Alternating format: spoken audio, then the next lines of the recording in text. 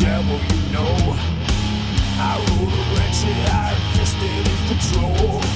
You're not meant to see what I've seen. I run it hard, you see what I mean.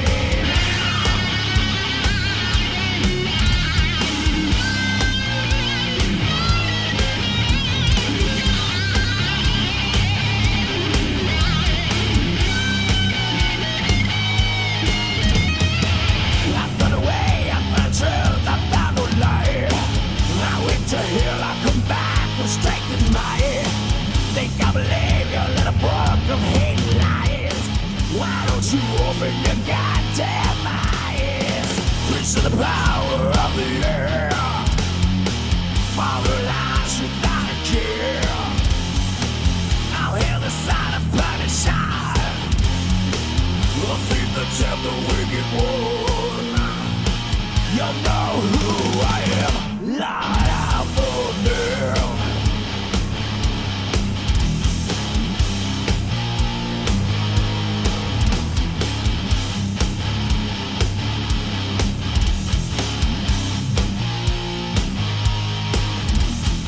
Step to the ledge, I'll shove you down into the hole. I'm the gatekeeper, the ruler of your soul.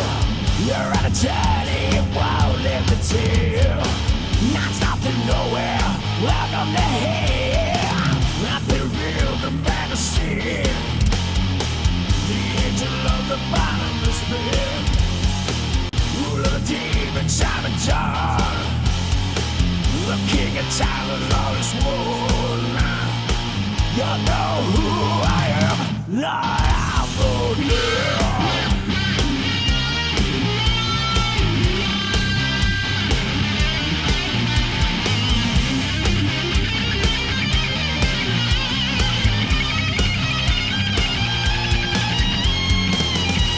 Time and lawless war, rule of demon, Simon John. Preach to the power of the air. Father of lives without a care. You know who I am, Lord, I'm the dead.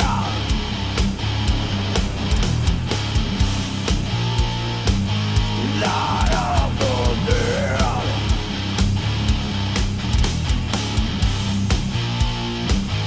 Lord of the dead.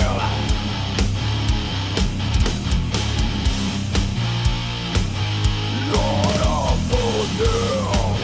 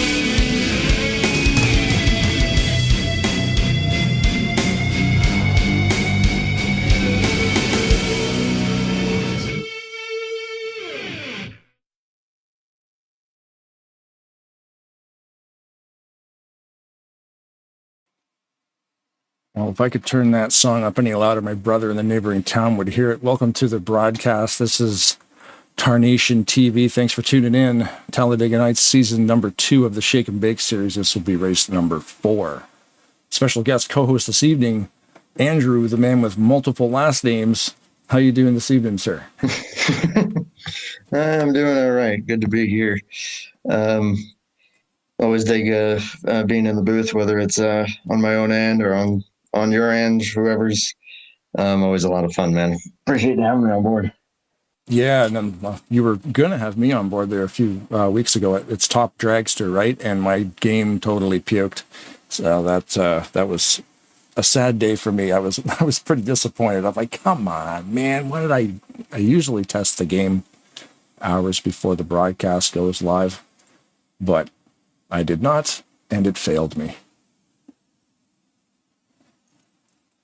Yeah, I mean, even though we weren't able to have you for that one, hey, we were able to convene on your end. It's going to be a lot of fun. Always got to love Talladega, of course.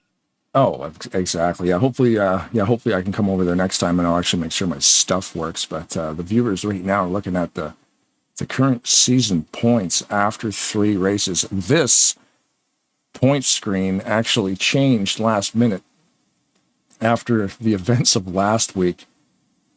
Absolute wild finish in that race. Jeffrey Elliott ended up getting away with the win, and we weren't sure if he was actually going to be able to hold on to it because of he was racing the pace car back to the line and actually passed the pace car before the line with the anchor out. He was trying to slow down. His place was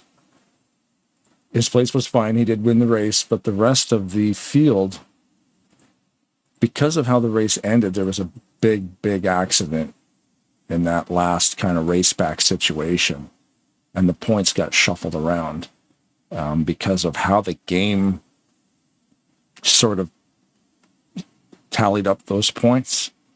It didn't actually finish that way, so they went back to at the yellow. They froze the field, and they actually physically had to go through the replay and count the cars and see where they were all sitting, because some drivers retired because of damage.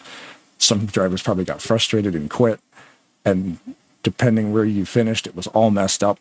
So this is actually the really real official results on screen. But you've called a lot of Talladega races, man, and that last final lap stuff is always wild, to say the least. And that's when the game is on. Tarnation TV. Jeffrey. Who's that? Never heard of him. What's up, man? You don't need to use Whisper if you're in the room. Jeffrey Elliott, owner of the league. Oh, one of the owners of the league. Oh, thanks, guys. Good to see you down here. Good to have you broadcasting our races again. It's always a privilege, and man, you're a beast out here. We love you, so I hope you play some kick butt music. I can tell you that. But we are ready. We're down to about 7 minutes here left, and we are ready for driver introductions. If you guys like to come up and do that, and we are prepared for you, sir. Awesome. I'll set it up, and I'll drag us up there. We'll do some driver introductions. We'll get to talk to all these guys, find out their numbers, where they're from. All righty. So I'm going to drag myself up there and just let them know we're coming, and I'm going to come and get you. Awesome. Yeah, this is a pretty neat thing. Yeah, it's great. So just say hi to everybody and say, Jeffrey, go ahead and start the introduction, and we'll get it going, and you finish up with a thank you, and then stay on air for a second, and then I'll move you guys back down to you, or move you back up to the broadcast. So cool. I'll be right back. Yeah, just a run down the roster here to see who's in this race. It was neat. We tried it out last week. Basically, the drivers will go on the entry list and sort by number, and they'll work their way down from number 0, which is always Pat McCarskey, probably to 931, which is Breedlove.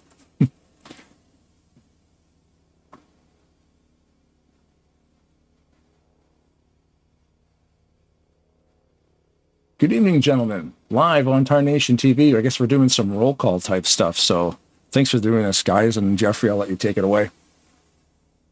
All right. Well, audience, I'm going to start with number 0 car. Pat McCarskey, Brownsburg, Indiana. Wounded Warriors, Let's Go Bills, 0 Dodge Challenger, Thank you, Tarnation TV.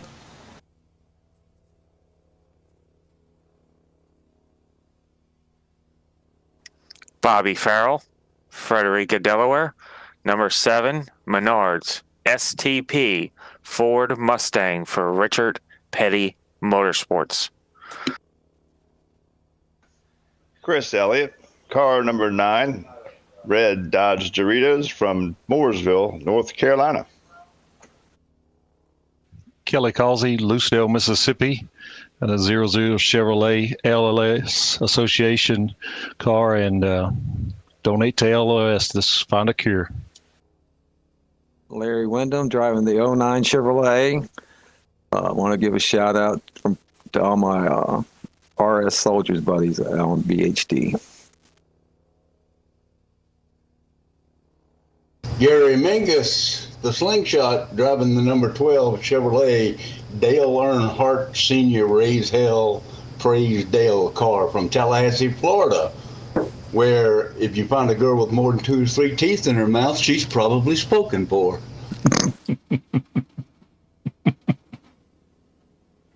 Randy Claflin, Cutlerville, Michigan, car number 20, Red's Apple Ale Ford Mustang.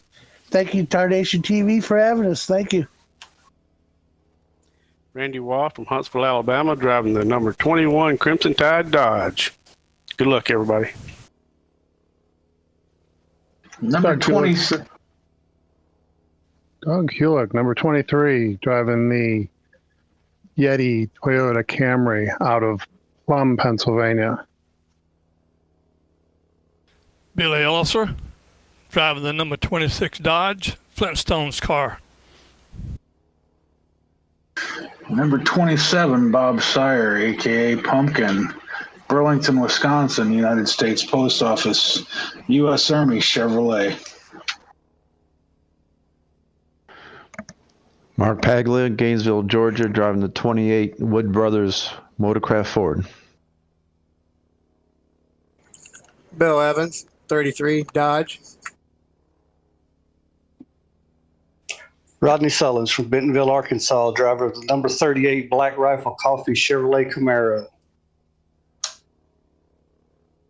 Benny Carroll, Big Stone Gap, Virginia, driving the number 41 Second Amendment Dodge Charger. Bob Factoids Dixon from Macon, Georgia, driving the 43 Richard Petty STP car. Tom Dixon, number 45 Batman car from Byron, Georgia, and I am fine as frog hair. Ken Roberts, 55, driver of the Black Buffalo Chevrolet out of West Bend, Wisconsin. Jeffrey Elliott, the number 56, out of Mooresville, North Carolina, brother of Chris Elliott, driving the brand new hot pink Mountain Dew ride. Good luck, everybody. Keith Bynum, driving the number 63 Hubcap Annie Chevrolet Camaro. I'm from Austell, Georgia. Hey, Mom. Doug Firth, driving 68 Outlaw car, Sarnia, Ontario. Craig Hagley out of Paducah, Kentucky, driving the 82 Aqua Adventure Superwash Ford. I want to send prayers out to my best friend's grandma who was just rushed to the hospital. John Forgione, a.k.a. ECTF Diesel 95, driving the Ironman Chevrolet from Bellport, New York, Long Island, New York. Good luck, everybody. Brian Lovell, Big Stone Gap, Virginia, driving the 043 STP. I would like to give a shout out to my Wolfpack teammates. Good luck, guys. Nate Balser, driving the black 079 Van Halen Chevrolet out of Seattle, Washington. Good luck, everyone. Greg Lovell for Big Stone Gap, Virginia, driving the 088 Ford Mustang Havoline car. Mike Sanders, driving the 191, the Ford Mustang. Sponsor is Sin City Motorsports, and I'm from Mechanicsburg, Pennsylvania. Dan 3 and 88 Fan Lovell, driving the 388 out of Big Stone Gap, Virginia. The number 1 Philadelphia Eagles car. Good luck, all. Stephen Brandstetter of Ranelette, Oklahoma, driving the 510 Shake and Bake Ford Mustang. Michael Moore out of Fiona, Oregon, driving the 740 Code Red Mountain Dew black bread cart.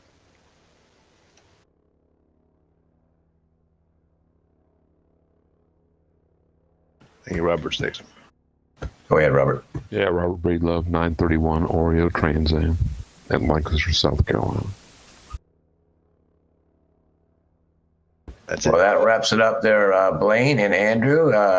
We want to appreciate you doing this, and want to hand you the mic back, sir.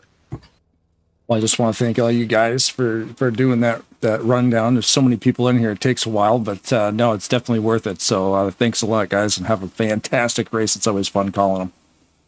Well, there, you know what, guys? Let's just let them know how much we love them. Thanks, everybody. Thank you. Thank you.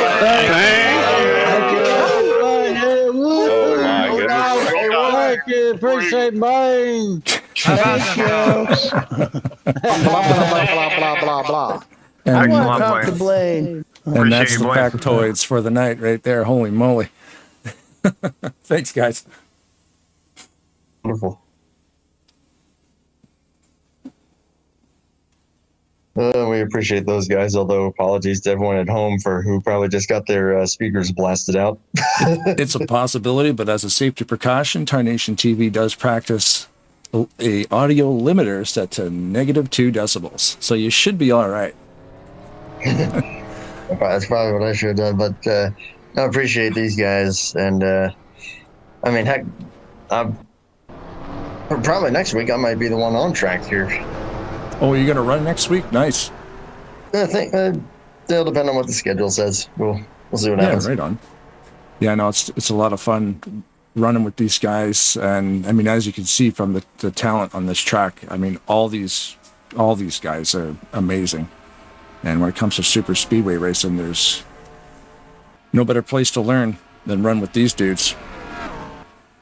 Oh man, you're not kidding. I never knew what good hard super speedway racing truly was until I joined a lot of these guys over at RTG, and holy smokes, did I get shown up for a while. Yeah, that's where I kind of got away from the game for a little bit, and then when I got back into it, I was looking for leagues, and that was one of the ones that was always there. It was there when the game was launched. I mean, they probably played NASCAR 2002, NASCAR 4, like all that stuff. So I'm like, let's join Rolling Thunder Gaming. And the only way to learn is to follow these guys. And Thursday nights, they run the Talladega Challenge, and they usually have somewhere between 30 and 40 cars. The first race I joined, I think it was like a 42-car field. Holy cow. So you want to learn, you better learn quick. Oh, that was a full-on crash course that I had. And let's see, I've been racing with some of those guys for off and on, kind of year or two maybe, and I got a long way to go. Yeah, that's kind of the way I look at it. I'm never going to win, but it's always a ton of fun over there running with those guys. I mean, it's just fun. I know I'm probably never going to win a race. But like we were talking in the pre-race here, before the microphones were on, Doug Hewlick he actually won one of them. He won last week, the Talladega Challenge over there. And that's a name you don't see pop up on the winners list over there, because there's so many people over there, and there's about 10 to 15 of them that will pretty consistently just flip-flop every week winning that thing.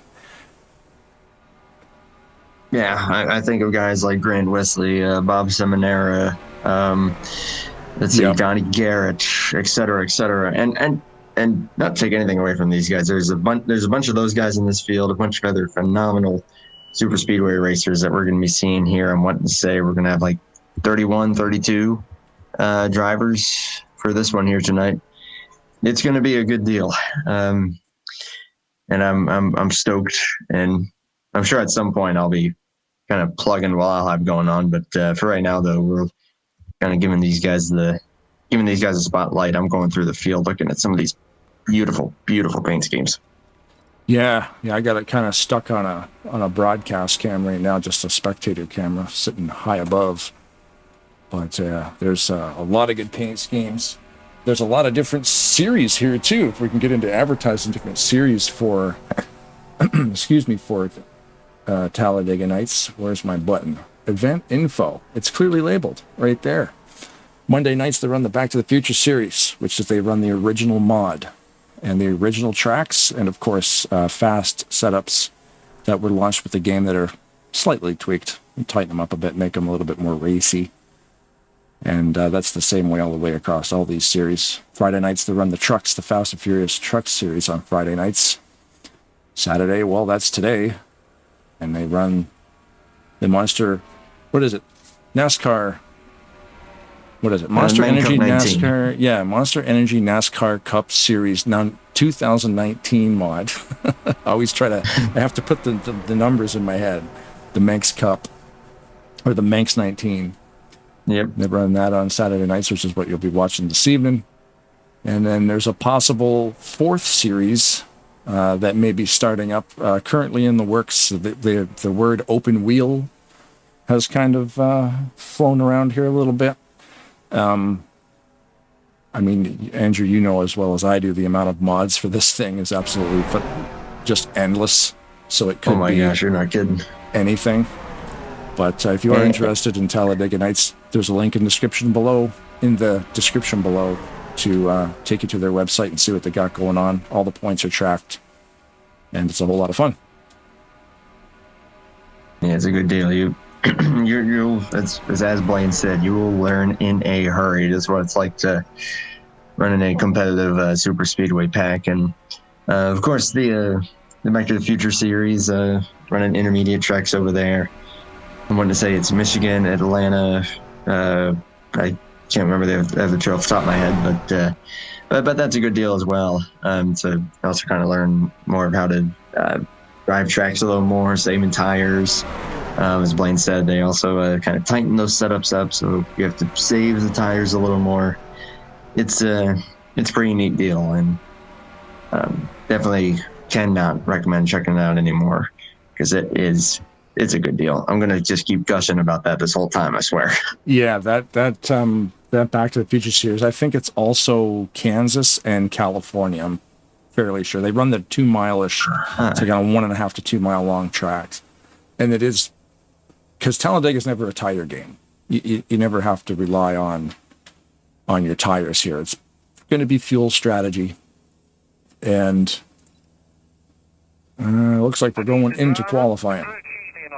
So we're going to have to jump into our cars and abort our runs.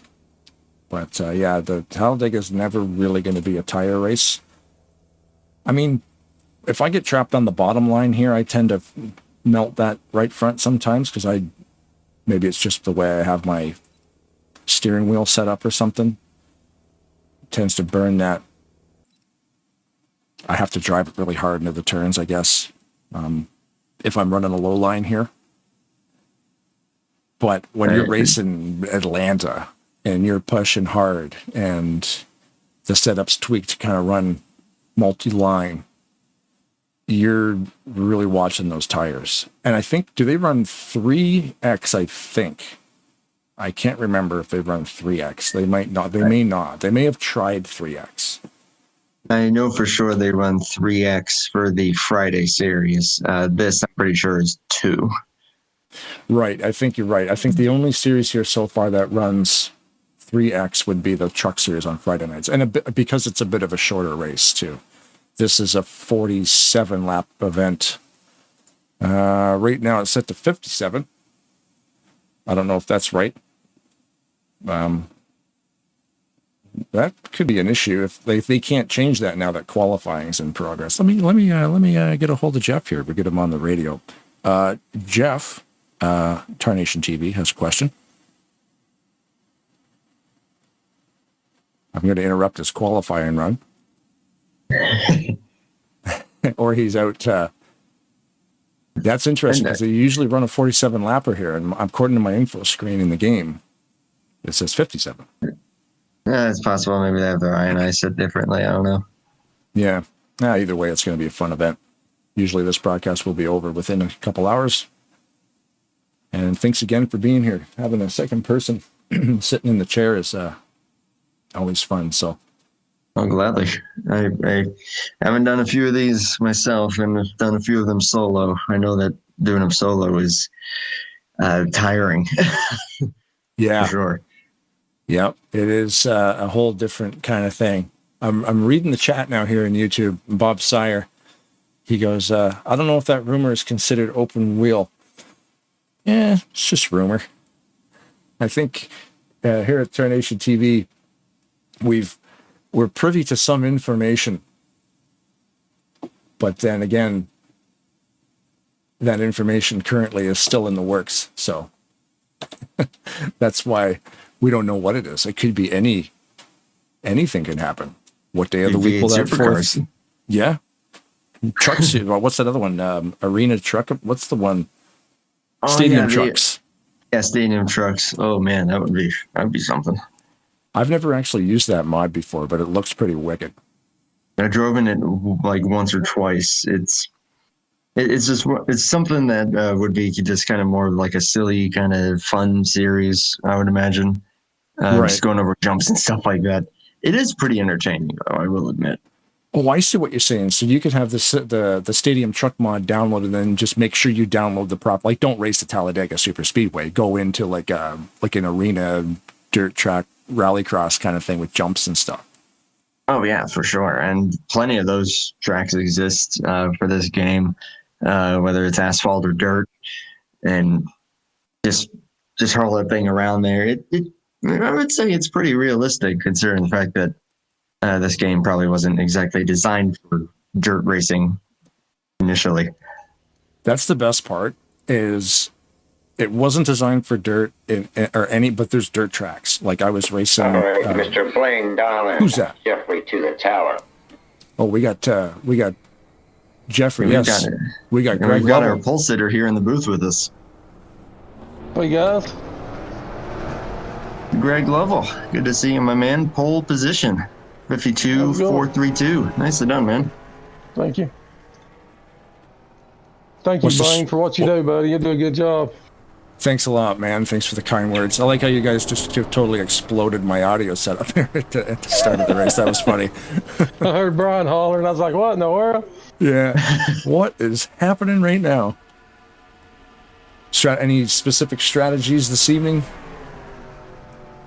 Hey, these super speedway tracks, man, just try to be smart, stay out of trouble, have real good pit stops, and do the best you can do, try to dodge wrecks if there is a wreck, and just, try to be smart.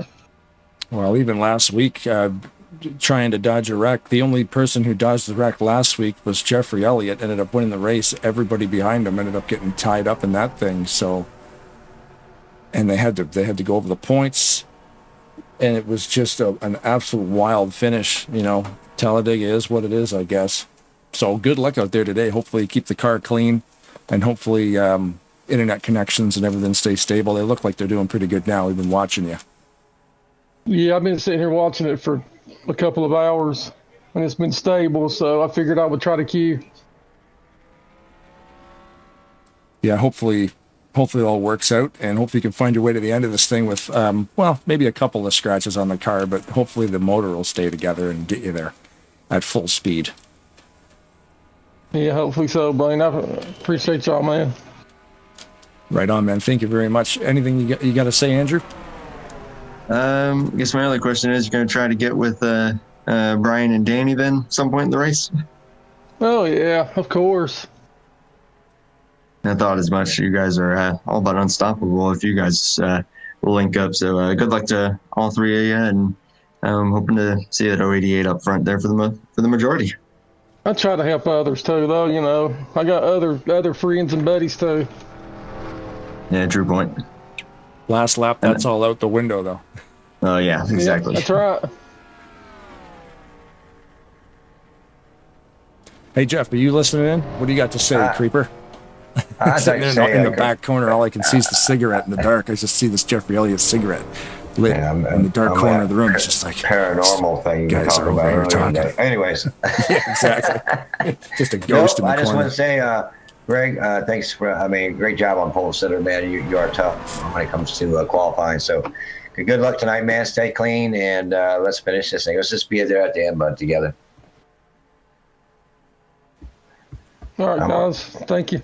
All right, I'm gonna move us back up, Blaine and Andrew. Thanks, guys, and we'll Andrew, you'll be dragging people down from this point forward, correct? Yes. Yes, sir. All right, guys. Good luck in the booth, and I'm gonna go race this hot pink Mountain Dew ride. Nice. Thanks, Andrew, it's good to see you here, buddy. Good seeing you, man. Good to call this one. Thanks, guys. There we go, the pole sitter. He's never had the pole before, eh? It's amazing for the amount of drivers that we have, you know, and Greg Level, man, he knows how to get up front. Oh my gosh, yeah. One of the initial best super speedway racers that I had ever run against over at Insomniacs Racing Club. Golly, he and Danny were impossible to beat if they linked up. Yeah, it's weird. You almost wonder what you're doing different to not be able to. I mean, you do need friends out there, obviously, super speedway racing, but people are willing to push you once they figure out how you drive. You know, like obviously, if you're going to jump into Rolling Thunder game, and nobody's going to want to work with you because they don't know how you drive. Once they get used to you, they will push you because they know you can take a push. But you're just like, man, what am I doing wrong that, you know, these guys are always at the front? I mean, I think a lot of it comes down to even just like, even the slightest little, like, not even quarter lane change that you might make just on a given basis. That's enough to maybe get the guy behind you to lift off just a smidge so that he doesn't turn you. And you can't quite get as good of a tandem that way. That's my only guess. And I say that because I feel like I am that guy who I think you're right. Perfect. Because it, especially when you're talking about this track in particular, because it's so fast and it's a super speedway and they run with the Craftsman Truck Series physics, so there's no restrictor plates. Every little feather of the throttle, like when you have to lift, or maybe you don't lift, maybe some guys might drag the brake a little bit to keep all the power in the wheels kind of thing. Like there's different ways to do it, but if you know, maybe I'm lifting just 1/8 of an inch too much. And it can come down to that because of such high speed, you know, pushing in the corners, not being close enough. Like, you know, I like to stay a couple feet off the bumper where I'll watch replays, and there's guys that aren't a couple feet off the bumper. They're literally pushing through the corners. Oh yeah. And that just goes down to where these guys are as far as their insane skill level goes. Not to take anything away from anyone else. It's just the fact that not all of us are like perfectly steady like that, and that's why I think that these guys are the best in the business at super speedway racing. And we are just about to get an idea of just why that is. We have kicked it to the race session. That's it. Retire my car. Somebody gets my spot. We do the same. Looks like we're going to get a full parade lap here. Have a look at some of these beautiful cars. Yeah, I painted a couple of them. Yeah, well done, man. Well done to everybody out there who painted these things. Which is not, for me, it's not, I'm just such a perfectionist. Now let's have a great race. Here's the call. Drivers, start your engines. Drivers, start your engines. As we roll off pit road. Hey, do you want to see, can you go up there and grab Chris Elliott and bring him down here? We talked to him on the parade lap.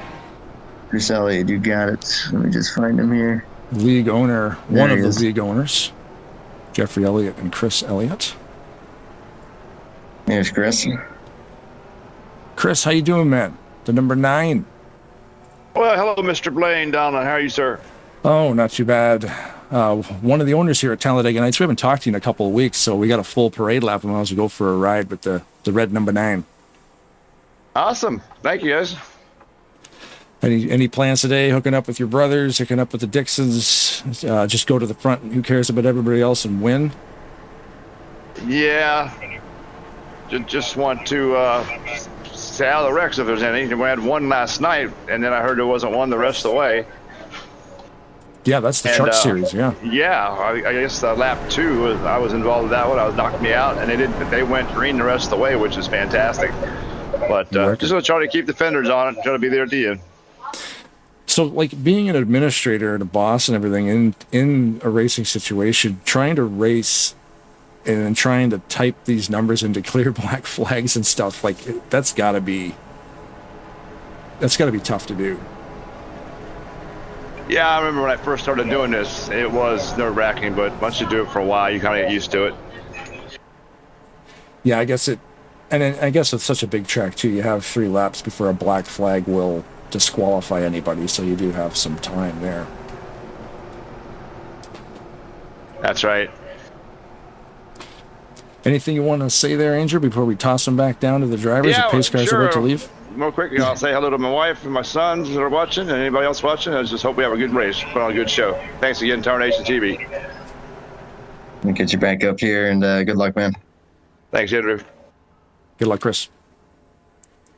Yeah, I lost. I wanted to give you some time to talk to them, but I totally was like, "Oh, geez, they're coming out of turn 4." Yeah, I saw them hitting the tri-oval there. It was like, we gotta let him go. He needs to be up there to hear what these guys are saying, the way that this thing works. Let's ride in the car, right in the cockpit. It's going to get loud.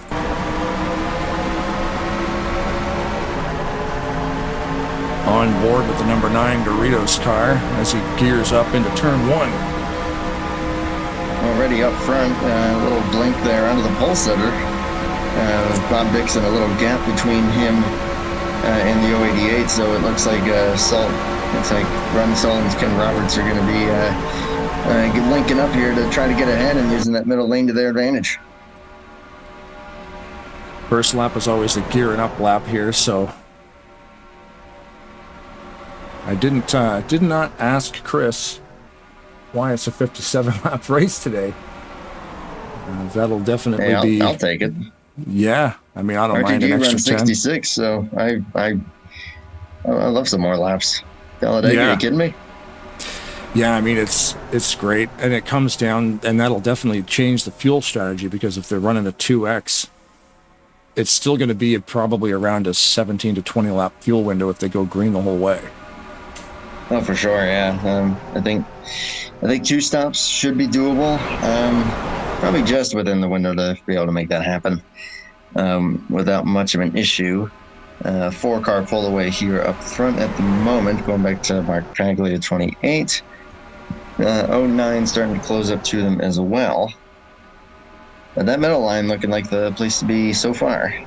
Yeah, the 09 Larry Wyndham, a newer name that I'd never heard before, but he's definitely come up a few times on this broadcast. He knows what he's doing. So just because the names are new doesn't mean these guys are new. No, yeah, I'm sure this. As you said, a lot of these guys have been running even before the game came out. And now here we are 20 years later, and a lot of them still at it. Some shuffling going on up here now as that middle line has now become the inside in comparison. Yep. I was just going to say that you blink for literally 5-6 seconds, and this whole thing is now completely different. Who we got up there? We got 95 Diesel. Oh man, there's another incredible super speedway racer there. Run with him at BSR now and then, and they run the open setup super speedways. And my goodness, you want to talk about someone who's tough to beat, especially when it comes to CTS setups. You can get it done. Now, with this being fixed setup, of course, everyone on level playing field. See what he's going to be able to do there. Yeah, that's another John Forgione from East Coast Thunder running the open setups where every driver is allowed to change everything on their car.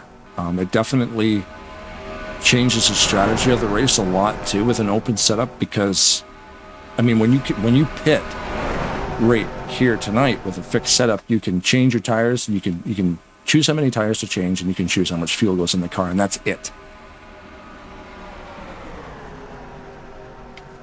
And then you've got the open setup, which allows you to change tire pressures in each individual tire. So if you want to drop 3 pounds out of the right front, you maybe get a little more grip going into those left-hand turns, you can do that. Left, rear, whatever, individually change that stuff. Track bar, wedge, grill tape. What else can you do? There's all kinds of stuff. Oh my gosh. I mean on track, yeah, you're pretty much limited of what you just mentioned there, but what before you get into the race and the stuff that you're able to tune, oh my gosh, it's endless. Sway bars, garage. Springs, yeah. Oh yeah. Sway bars, springs, camber, no link, or camber, camber caster, all of the above. Even the ride height. I messed that up one time. I'm like, why does the car sound so funny? And then you're skating through the corners, sliding up the track. I'm like, oh, I'm riding too close to the ground, because you'll hit bumps on some of these tracks, especially Daytona. There's like a wicked bump coming out of one of the turns. I think it's going into turn 1. The car will actually bounce off that bump. So you have to stiffen up the suspension so that the car doesn't bottom out. Yeah, and it varies even by version of the track. I mean, there's versions that, will have those bumps, and they're, oh goodness, we've got the levels really warping. Oh, man. And we were just talking about that, too. Both of them. Oh, yeah. I mean, they all live fairly, or a couple of them anyway, they live in the same area. If the internet starts doing a dance, then at least 2 of those level cars are gonna start skating around the track. I'm not gonna lie, I think Doug Hewlett got kind of lucky. The 088 very, very briefly actually warped into him. I think that was a lucky escape for all of them. But just like that, Danny coming up to push. I believe that is his cousin. Danny seems like he's pretty stable. Yeah, I think too. I think a couple of my brothers and cousins in there. It's amazing that the whole family is. We got lap traffic coming up here. It looks like Robert. Yeah, Robert Breedlove. Yeah, one of my favorite schemes in the field. Already going a lap down. Big fan of the Oreo cookies. I mean, I like Oreos, but there's just something about like the dark blue on light blue on white that I just can't get enough of. Just staring at that thing. Yeah, there was Grant Wesley was here last week. I'm a big fan of his NOS paint scheme, because there's something about that, like you said, with when you get those colors. He's got the orange and the blue, and it sounds like it shouldn't work, but it does. They go so good together. A couple guys that have also fallen off the pack here: Jeffrey Elliott, Pat McCarskey. Pat currently rounded out just barely by Gary Mingus in the 12. He's just barely hanging on. We'll see if he's going to be able to here. So we got 28 cars in the lead draft at the moment. Wow. I wonder what happened to Jeffrey and Pat. They're way back there. I just focused on them now, and they are way behind. I saw Jeffrey kind of lagging back on the initial start a little bit, and I just don't think that he was quite able to reel him back in after that. So yeah, 2 cars are faster than 1. So yeah, at least he's got someone, but I'm sure they're going to be hoping for a yellow at some point. Yeah, currently at the last time trap there, which would have been previous lap, Pat and Jeffrey were about 11 seconds off the pace. Unfortunate for them, just started lap number 10. So we are definitely off to a great start this evening. Currently focused on Nate Balser in the 079 Van Halen ride.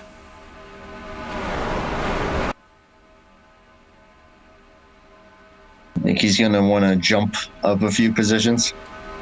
See what I did there? Yeah. You know what? Up front there, you're running with the devil. Well done. Unchained. Let's see if we can get all the songs from Van Halen. Yeah, I'll try to find a way to get my favorite one in there, but it's going to be tough because I don't know how you could say that you're taking NASCAR to Panama. That's going to be a tough one. Yeah, you could take it to Panama, but there might be an eruption. I don't know. We tried to do this before. Brian Wolf and I were going through all the song names. It always comes up with the Van Halen because there's just so many good ones. Speaking of good, how about some 3 wide here? Yeah, why not, eh? That front stack is probably looks like it's about 7 or 8 cars deep. Who's on the bottom there? Oh, goodness. 23 just about at a moment. Michael Sanders. This is all a big moment here. Yeah. Oh, boy. We are borderline. I'm going to go to helicopter view here because they're borderline 4 wide back there. You can tell they're trying to sort themselves out, but it's just, oh, man. I'm trying to see Hemi just checked up hard on that high line. They were just starting to get it sorted out. We got Bobby Farrell running out of space in the 7, the yellow number 7. I think that's Pumpkin in front of him. Same thing, they all kind of just ran out of room. A few cars ran out of room all at the same time in different spots. Yeah, I'm surprised that they were able to keep it straight there. That all mainly seemed to go from Craig Hagley just getting shuffled out of line and falling back, and then everyone was just like, all right, let me go to this gap, let me go to that gap, and yeah, like you said, borderline 4 wide at certain points. Yeah, it looks like Hemi got a little bit out of shape there, was trying to gather the car back, going through wide again up front there. I'm currently in helicopter mode because, you know what, this camera angle doesn't change. Highly skilled helicopter pilot, Donnie Elliott. He's the webmaster. He's also the helicopter pilot. Donnie doesn't race anymore, but he does run the website. So if you need some information about this league, Talladega Nights, is in the descriptable beneath the video media you are currently watching, if you are watching. That's a weird thing to say. You're watching this, so below the video there's a link to the Talladega Nights website. And Donnie Elliott puts that together. I like that, the descriptable. Yes. Make sure you prescribe and hit the thumb bell on Tarnation TV's YouTube machine. Try to say everything a little bit different. It's all about ratings. Tarnation TV, don't you mean like a Tarn TV Nation or something? Yeah, I could flip it. I could just mess everything up. Oh, it looks like some more latency issues for the 088. He moved off to the side there. There he goes. Yeah. Golly, that's such a bummer. Yeah, and the 043 on the top, they're both having problems. And it's a bummer because, like we were saying, I mean, Greg, he's one of the top dogs when it comes to favorites for this. So you gotta especially hate it when it comes to it's internet issues that causes you to need to drop back like this. Even though it looks like he's gonna have a whale of a time trying to drop back here. Yeah, you want to be on the high side to do that, and he just can't yield. I mean, nobody can yield him the high side rate yet. Well, they're both together now. Oh, goodness. I'm sorry if I keep kind of jumping over you there. I just... Oh, no, let her rip. the excitement just...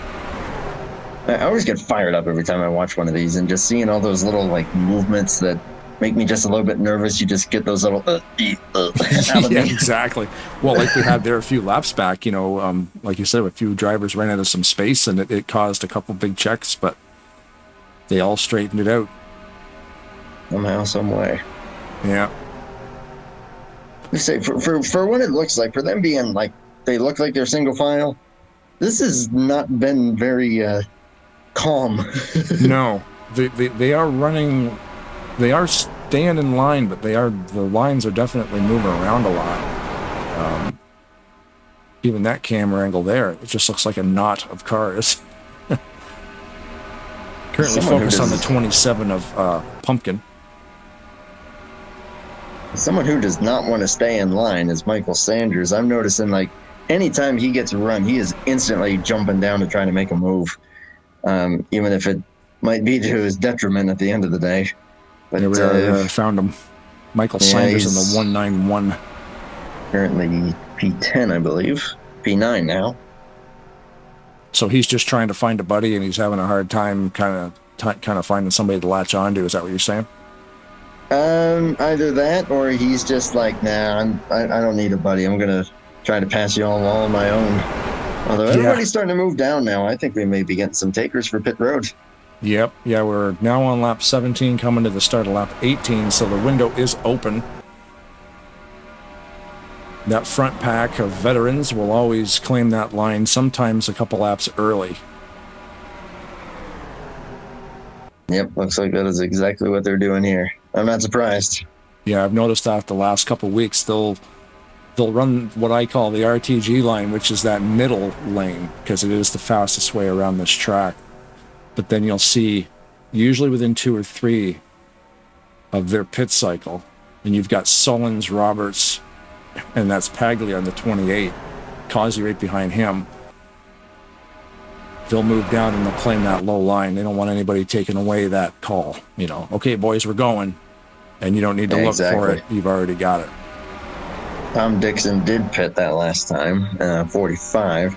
And yeah, you got front 5, all RTG regulars. Another super speedway regular there. Oh, I think someone just jumped down. Was that Bob? Did not see it. I was actually checking my third monitor. Yeah, Bob is no longer in that pack. Yeah, Bob Dixon has pitted. Tom has pitted. It shows him as 1 pit. And Larry Wyndham just came down as well.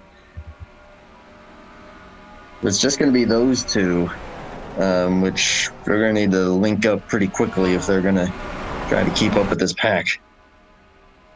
Okay, a few drivers do like to pit early. I usually try to, if I'm driving in a race on Talladega, I try to go once around, let the main pack get out of the way, just in case there's a wreck. You just get those extra couple laps.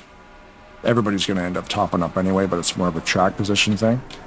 So it looks like we are pitting from the front. Causey decided to stay out. Oh, boy. Well, how impressive is that? The fact that that many cars pretty much went like 7 wide and they were able to sort it out.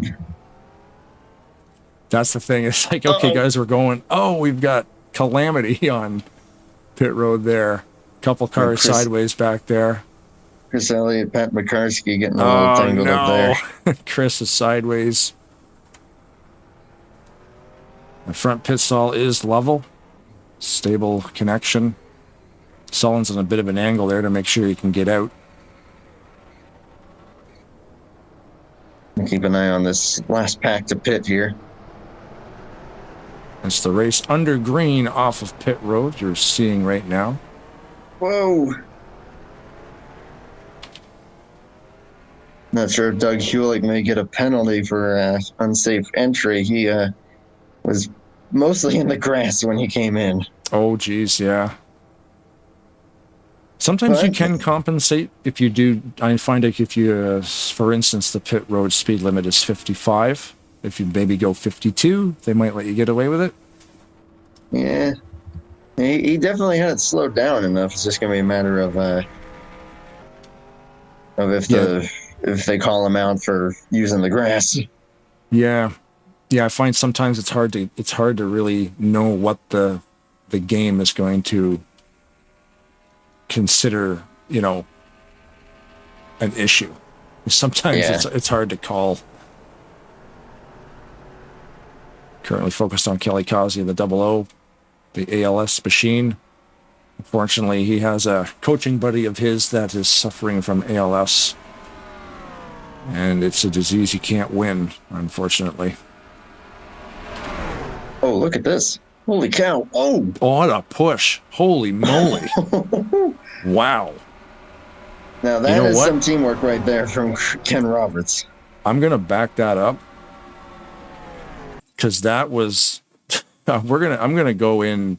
was it Ken, you said? It was 55. I'm going to go in the cockpit of the 55 and run a replay on that, of that push. Because Kelly just came off the pits. And Ken's going to give him a shove to get him up to speed. What a shove that was, my goodness.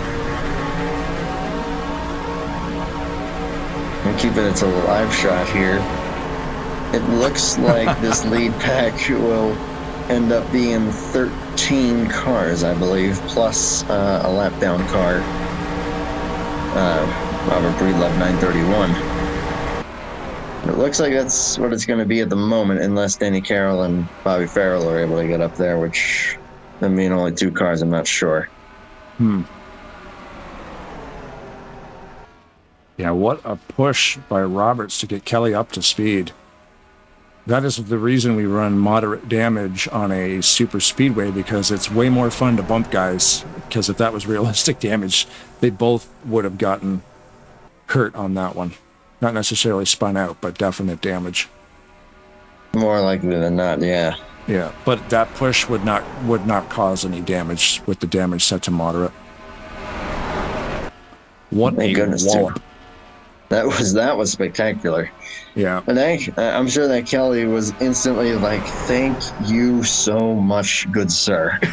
Because they easily could have railroaded him and just left him in the dust, and he would have had to catch the next pack. He might have caught a bit of the draft, but that's how you know your teammates are coming. Oh, no. Oh, no. Doug, back up the track. That will be yellow.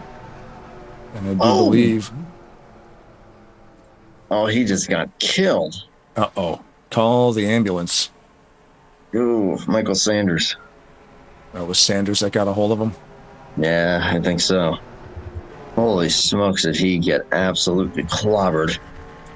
It is clobbering time here at Talladega Nights.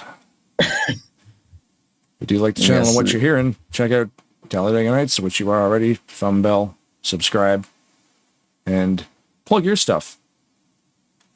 Well, aside from the Top Dragster constipation voice, which just emerged for the first time tonight, and probably not for the last time. But now, next planned broadcast on the Top Dragster channel is going to be a doozy. It's the ISRL's special event. They are running full-length Daytona 500 on Saturday, February 4th. Yes, I'm broadcasting that. I don't know what I was thinking, but that is going to be a 4-hour run at least. Oh yeah, but so yeah, I'll see what happens there, but it'll be a good time. I'm looking forward to it. But literally just came about as of earlier today, so all y'all watching this, you're the first to hear about this, aside from the ISRL Discord. That's it. And that's just why are they running a full event? Is it a special event or is it for points? I think it is for points, but I think it's also meant to be like a 20th anniversary tribute to NR. Oh, cool. Yep. You're currently watching the replay. Hemi and Doug, it's just a mistimed, some close drafting. The roof and hood flaps deploy to keep that 23 on the ground for a little while until Mr. Sanders comes along and unfortunately had nowhere to go. Dug on the brakes trying to get that car slowed down and just took away all that space. Looks like everybody... We were talking about his win in RGG. I think we jinxed him. Yeah, unfortunately. Did you want to grab... Let's see if is he still in here? Doug Hillock? Doug, let me see. Yeah, if he's up there, I can't... He is not. Says he's retired. Yeah, he disconnected. But he retired really quick, I think. Yeah, he shut the computer off. Yeah. He pulled the plug, and he's going to go grab a Whopper from Burger King. Sorry about your luck, Doug. We were going to chat with you about that. Like you say, we were chatting about the win at RTG there, but which was awesome. Unfortunate events here. Clobbering time. Yeah. Yeah, sometimes you just run out of room. This track is so fast. Anyone else would want to maybe have a word with while we're under the yellow? Let's see here. Who we got on the list? Who haven't we talked to in a while? Grab Larry Wyndham in the 09. Larry Wyndham, all right. Sure. Let me find him here. Here we go. Larry Wyndham in the 09 Black Hawk Down Team Saber Green Machine. How you doing this evening, sir? I'm doing absolutely great. How about you, bud? Oh, not bad. You and Manga Gilardi must be buddies, eh? Because I just painted a car for him, and it has the same sponsor request. Yeah, we play Delta Force Black Hawk Down, a first-person shooter that's about as old as this game. Yeah, I remember that thing. It's I love how the old games are still going. Yeah. It seems we to have me a big like group. Yeah, I was just going to ask. It seems to me like these old games came out at the right time, like the early 2000s. They were just like a perfect storm of. Even 20 years later, they still look good because there's just a really solid community behind it. Well, they look better because our connections are better because everybody's got the internet, and our computers are better, and it's just revamped it, you know. That's a lot of fun. It's a first-person shooter, like kind of just like what, like a Rainbow Six kind of game. Yeah, yeah. We have our oh. own server, and everybody joins up just like here. Right on. And when did the game come out? Like you're saying, like early 2000s, eh? Yeah, yeah. Delta Force Black Hawk Down, Team Saber. Right. That's the Delta Force series. That's been around a long time. I was always into the old Rainbow Six stuff, and I really wish. Well, I was a doomer at first. Yeah. So and that's what got me into the first-person shooters, and then I came up on NASCAR 3, and that was before this game. So I've been racing online for a good long time. Right on, yeah. And you use a steering wheel. What did you start with? I got the same steering wheel. It's an old G25 Logitech, and it's old as the hills. Wow. Yeah, when I first started racing, I picked up Papyrus had a game called IndyCar Racing in like 1993, 1995, somewhere in there. Like you said, with Doom, it was all in that same area. And I had a Gravis, I had a Gravis joystick with 2 buttons, and that's how I used to race these games. Me too. Pushing forward on the joystick was gas, so that's how I had to control my throttle. I used the trigger, and then I shifted with the keyboard. Oh, jeez. Surrounded by computers. I love it. I love all the old stuff. And then I got a wing. What was it? I was basically on the Logitech bandwagon because it ended up being a Wingman Formula Force, which upgraded to a Momo, which is now like the G29 or whatever it is, the PlayStation 4 one. Right. With the clutch pedal. But, yeah, man, thanks for coming up here to talk with us. You had no choice because Andrew is he just goes and kidnaps people. Well, it's been a pleasure to talk to you, bro. Any shout-outs you want to throw down? Just to my other BHD guys, Hemi, Brian, Keith Bynum, and Bill Evans are our fellow players, and we race together and shoot together. Nice. Yeah, anything you want to say, Andrew? Just good luck, man. Keep it up. Looks like you're in a pretty decent position at the moment. Just keep clean, and I'm gonna put you into the white van one more time. I'm gonna take you back to where you were. Okay. Free candy in that van. You got to be careful. Exactly. Good luck, Larry. Here, man. Thanks. There you go, Larry Wyndham. And you know what doesn't help that joke is the fact that I have quite the mustache, which there is a running gag there that would not be appropriate for YouTube. No, that's it might be appropriate for YouTube, but definitely not on a fun NASCAR broadcast. On a true crime documentary, maybe it's a little bit different. If you see me on said documentary, well, spoiler alert, I'm kidding. Yeah, exactly. I love how these old games, like he was talking about that Black Hawk Down game, just still rocking after 20 years. I love it. These guys just can't let go of it. Hey, we're getting ready to go green. Rack them and stack them. Oh, yeah, here we go. And you want to know who's dancing at the fact that the caution came out right now? Jeffrey Elliott and Pat McCarsky. They're right back up in this mix.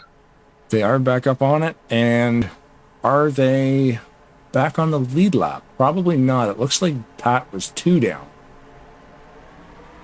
Yeah, Pat's down. Elliott looks like he's on the lead lap. I believe they give 2 lucky dogs here, which means the first 2 cars that are a lap down get a lap back.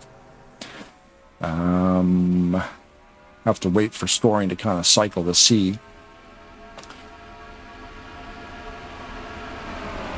And it does appear that Jeffrey is definitely on the lead lap.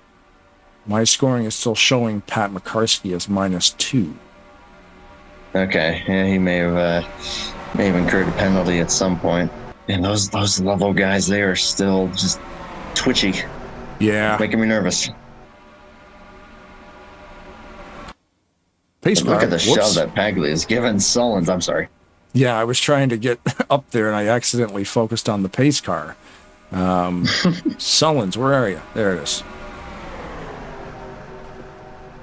Yeah, like you were saying, they do not let go of each other's bumper. Paglia is one that, if he trusts you, he will stay on your bumper and he will not get off. Nope. I speak from experience on that. He is such an incredible pusher. Yeah, that's the thing. I don't know where I'd rather be. The lead scares me because it's the knowledge of like, when do you throw that block? You know, like, yeah. And because you know the guy behind you, especially when it comes down to that last lap or two, the ball is firmly not in the leader's hands. You're driving out the review mirror the whole time. Oh my gosh, that's what makes it nervous, and that's why, honestly, like, even just at this stage of the race, I would love to be in like Paglia's position or even Ken Roberts' position. I personally definitely prefer pushing versus being pushed. Yes. Because I know that if I'm the pusher, I have a little bit of leniency that even if I do move around a little bit, as long as I'm hitting the guy in front of me where I need to, we're okay. It's a matter of the guy behind me can be perfectly steady, but I'm not, and then I get turned because of one little twitch that I had. So that's why I greatly prefer being the one on the pushing end, like where Paglia is at right now. And everything happens so fast because this is such a fast track. Like you said, any little quarter-inch turn, little slide. You know, you can race 4 wide around here. It's definitely wide enough to do it, but that bottom line really needs to hold that yellow. And I find that too, being on the bottom in a couple of 4 wide situations, my eyes need to be looking down the track. I can't look anywhere. I'm trusting the guys around me in the Team Speak channel to be like, you're 4 wide up there, 4 wide. Now I know, do what I can to hold that yellow, because if you drift off of that thing, you're going to cause just a domino effect in the wrong direction. Oh yeah, I can't. At this particular version, I have such a hard time holding it down there, especially when we're 3 wide, 4 wide. I need a lift. Some of these guys know just how to turn it so that they don't have to do that. Whatever that ability is, I don't have it. Yeah, how and when too, because it is definitely, you know, if you do it at the wrong time, you're sliding up the track, and I've done it. I can hold that bottom line so good. You lose concentration for half a second, and you just kind of do that throttle burp turn, and at the wrong time, and you're just like you're out of control. It almost feels like you're out of control. Oh yeah, you're not kidding. That's why I always will opt for the high side, and that's why you see the preferred line is that middle line just above the first set of white lines where Sullins is running right now, and really has been running the entire run. That's it. It's the fastest way around because you don't need to lift. All 3 levels are together. The 088, the 388, and the 043. Question is, will their internet keep them that way? Yeah. Behind them, we got the 510 Stephen Brandsetter. Who's behind him? Billy Elliser in the 26. Beside him, you got Kelly Cossey in the 00. The Dixon brothers have also found each other there. Yeah, that's usually what happens. They like to follow each other. The Batman and the STP. The STP 43. And behind them, we were just talking to him, Larry Windham in the 09, 21 of Randy Waugh, Nate Balser in the 079. Someone else that we spoke to just before the race started, there's Chris Elliott trying to make something work on that high side. Looks like they might. Ooh. Oh, big check up there in the middle lane. You called that one. Getting something going on the high side, then the middle lane checkup. Open that door right up. Currently being scored last time at the stripe in 16th. We'll just follow Elliott over the line here. Starting lap number 35 of 57. Holy smokes. Up to 11th position there at the stripe for the number 9 car. Keith Bynum making some kind of aggressive moves there to slice through some of these guys, get some runs going. I would say that he at least gained like 5 spots there on that one straightaway. That 63 car. Nice.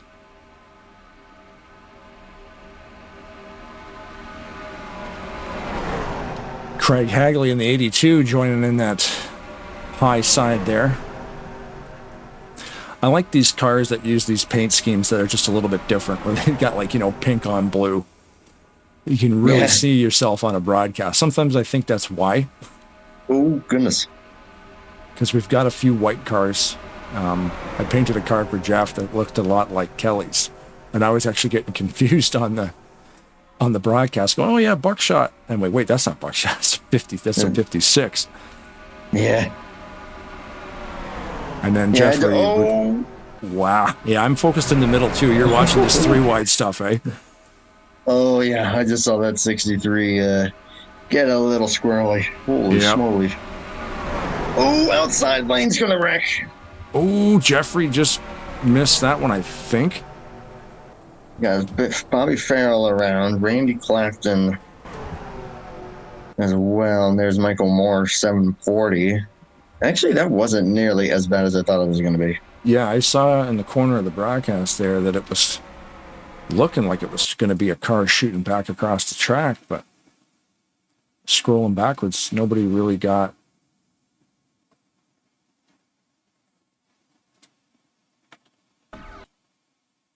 I guess see if I can find it here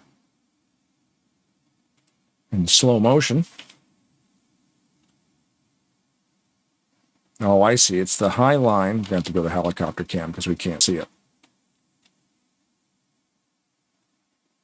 It's a late push into the turn from Randy Waugh with 0 room behind every car behind him. So yeah, there was no room to lift for anyone.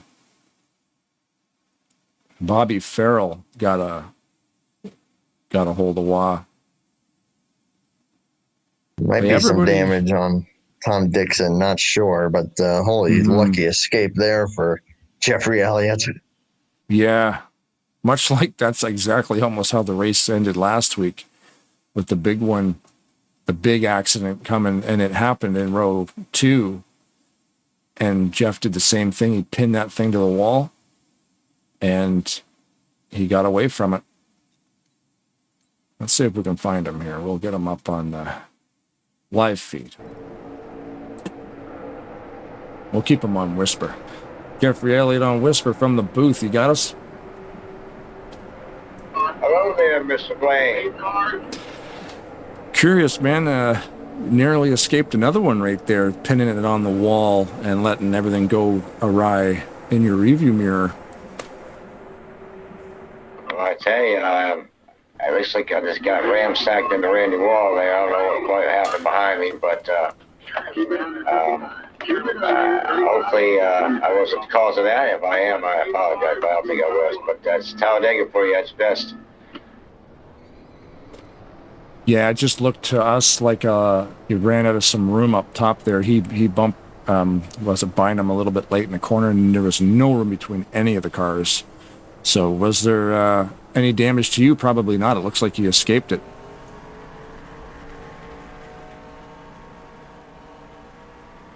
The Mountain Dew. I'll make sure I'm on the right channel here. If you can still hear me, you still have me? Yes, we do. Go ahead. Yeah, the Mountain Dew machine actually that you painted for an extra barrier of protection, so obviously, so I'm in good shape. That's every car I paint is illegal. That one actually has a bigger gas tank. I found this button. It actually has like a bandsaw that comes out in the front. So if I really want to cut somebody's tires and bumpers, hit this little button to put it in. That's the James Bond modifications. Sweet. All right. Well, I appreciate that. And there's some other buttons I haven't reached over yet, but I'll find out soon what those are all about. But 56 Mountain Dew, hot pink. Just rolling out the new colors. I'm just taking my time, working my way up to the front. Right on, man. Thanks for talking to us. We'll catch you later. All right. Thanks, guys. I'll say is just watch out for the self-destruct button. Yeah, 10-4. Ah, man. It's hidden. I hid the self-destruct button. He'll find it. All custom I cars just designed. hope he doesn't, but he will. Yeah. All custom cars designed by Tarnation TV do come with extra modifications. I always like hearing those old stories about how NASCAR teams used to cheat. Yeah, wasn't there one about like, I don't know if it was Junior Johnson or not, but didn't he like find a way to install a nitrous system in the roll cage or something like that? Oh man, I've heard of like post-race inspection one time at Talladega. They found a guy had taped like 2 nickels under the gas pedal or something, so the car was calibrated as a restrictor plate thing to meet spec, but then like during the race with the nickels being a spacer, you were able to he like removed the nickels and got that extra like, you know, what, 1/8 of an inch push on the pedal to just gain that little bit of speed. You know, even if it's only half a mile an hour, but when you're out here, nobody's going to see it. Oh yeah. I think it was Richard Petty that had, you know, they had the cars built back in the day and wanted to get more fuel in the car. Well, how do you do that without having a bigger fuel tank? Well, your fuel lines. Just make sure you got an 80-foot long fuel line that's just on a spindle, and you can get like an extra gallon of gas in the car. Like I love that stuff. If, like my dad says, man, if you're not cheating, you're not trying hard enough. I mean, yeah, wasn't it like they took the fuel tank out and was like, okay, yep, that's up to spec, and then he still drove away. Yeah. Yeah, he still had like 10 minutes of gas left in the car because the fuel that's in the engine, but then having like an extra 60 feet of fuel line. And it's and they looked at him and just went like, that's not right. How's he able to drive that still? Like, it's only run for 2 minutes. He went to McDonald's and got a Happy Meal and came back. You know, that's the stories of all this stuff, and it still happens. Like, you'd think with the advanced technology that these things would they would have it all down, but they still find a way. Find a way. Yeah. If you're not cheating, you're not trying hard enough. Where there's a will, there is a way. Currently focused on Pumpkin and Elliott in the 9. Chris Elliott in the 9, heading to pit road for a possible top-up only. Yeah, I'm looking at the fuel window here. They're going to be pretty much like right on the number, I think, for the rest of the race. Yeah, because if they're topping up now, Pumpkin's taking a full set of tires. Elliott got gas. Chris Elliott got gas. I think they're going to be just fine. I think these guys that pitted but are up toward the front, I'm seeing a lot of them clutching. Mm-hmm. So I think knowing the fuel window, I think they're going to be okay, but not significantly comfortable. They might need another caution to make that happen. Yeah, I believe Elliott and Pumpkin are definitely okay because we've got 17 laps to the end, and that's when the window opens, and the lights are off, so nobody can come back down. So these guys might be at the end of the tail end of the line here, but when it comes to the end of the race, I think the 9 and the 2.7 are definitely going to be able to make it on gas. Oh, for sure. And really anyone, I think, that did not pit the first time around and then pitted on one of the other laps, I think they'll be okay. Mm-hmm. And I still think that the guys up front here will make it. It just won't be like super duper comfortable. Yeah, it'll be like you said. You're seeing guys clutching. That's maybe just some insurance, maybe. Yeah, you can always clutching. It does save you gas, even if it's just a little bit. If all you need is another 200 yards, clutching might actually make it happen. Hey, that's how I won an RTG race at Kansas. I clutched the heck out of it the entire run, and I was the only one that didn't have to pit. Really, eh? Yeah, Brian Schilling was a little surprised at that.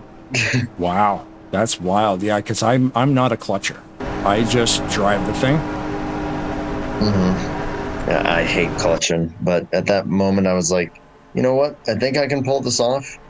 And I thought someone else was going to try as we're back to green here. I could have sworn someone else was going to try, but no one else did. And I ran out in 3 and 4 on the last lap, and I went across the finish line, won the race at about 50 miles an hour.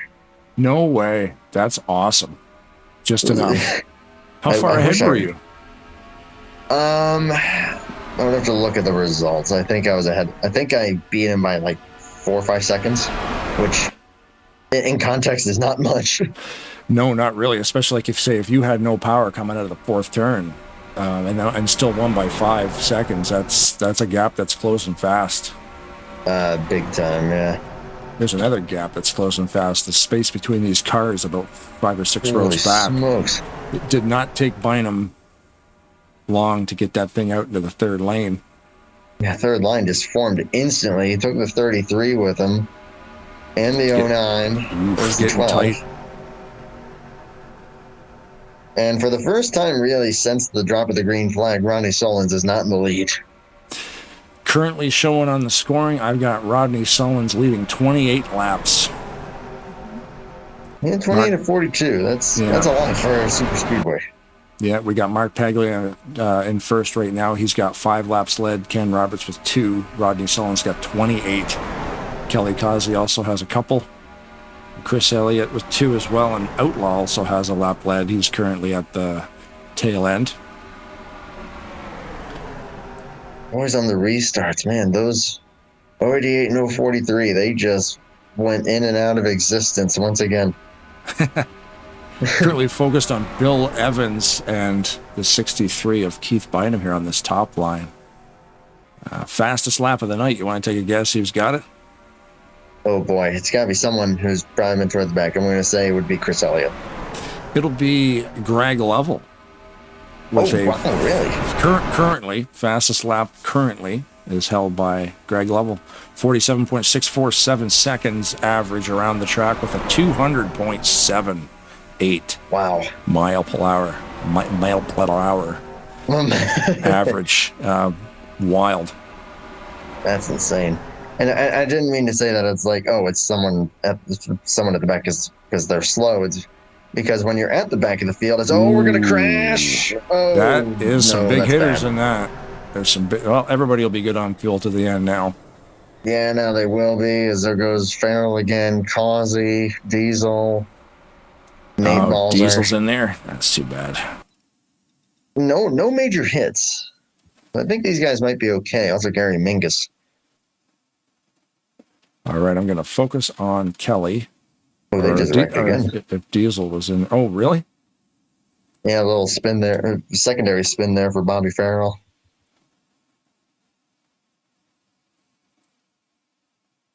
Currently focused on Diesel. Yeah, Farrell got turned by Bob Dixon because I think they were all trying to slow down because of scoring, and Bob Dixon wasn't quite ready for it, and I got into him. Yeah, we've got a few cars spinning, but like you said, no crazy impacts. Couple cars may have got some front end damage on that. Yeah, there was a monster checkup from what I saw. That pretty much set that off.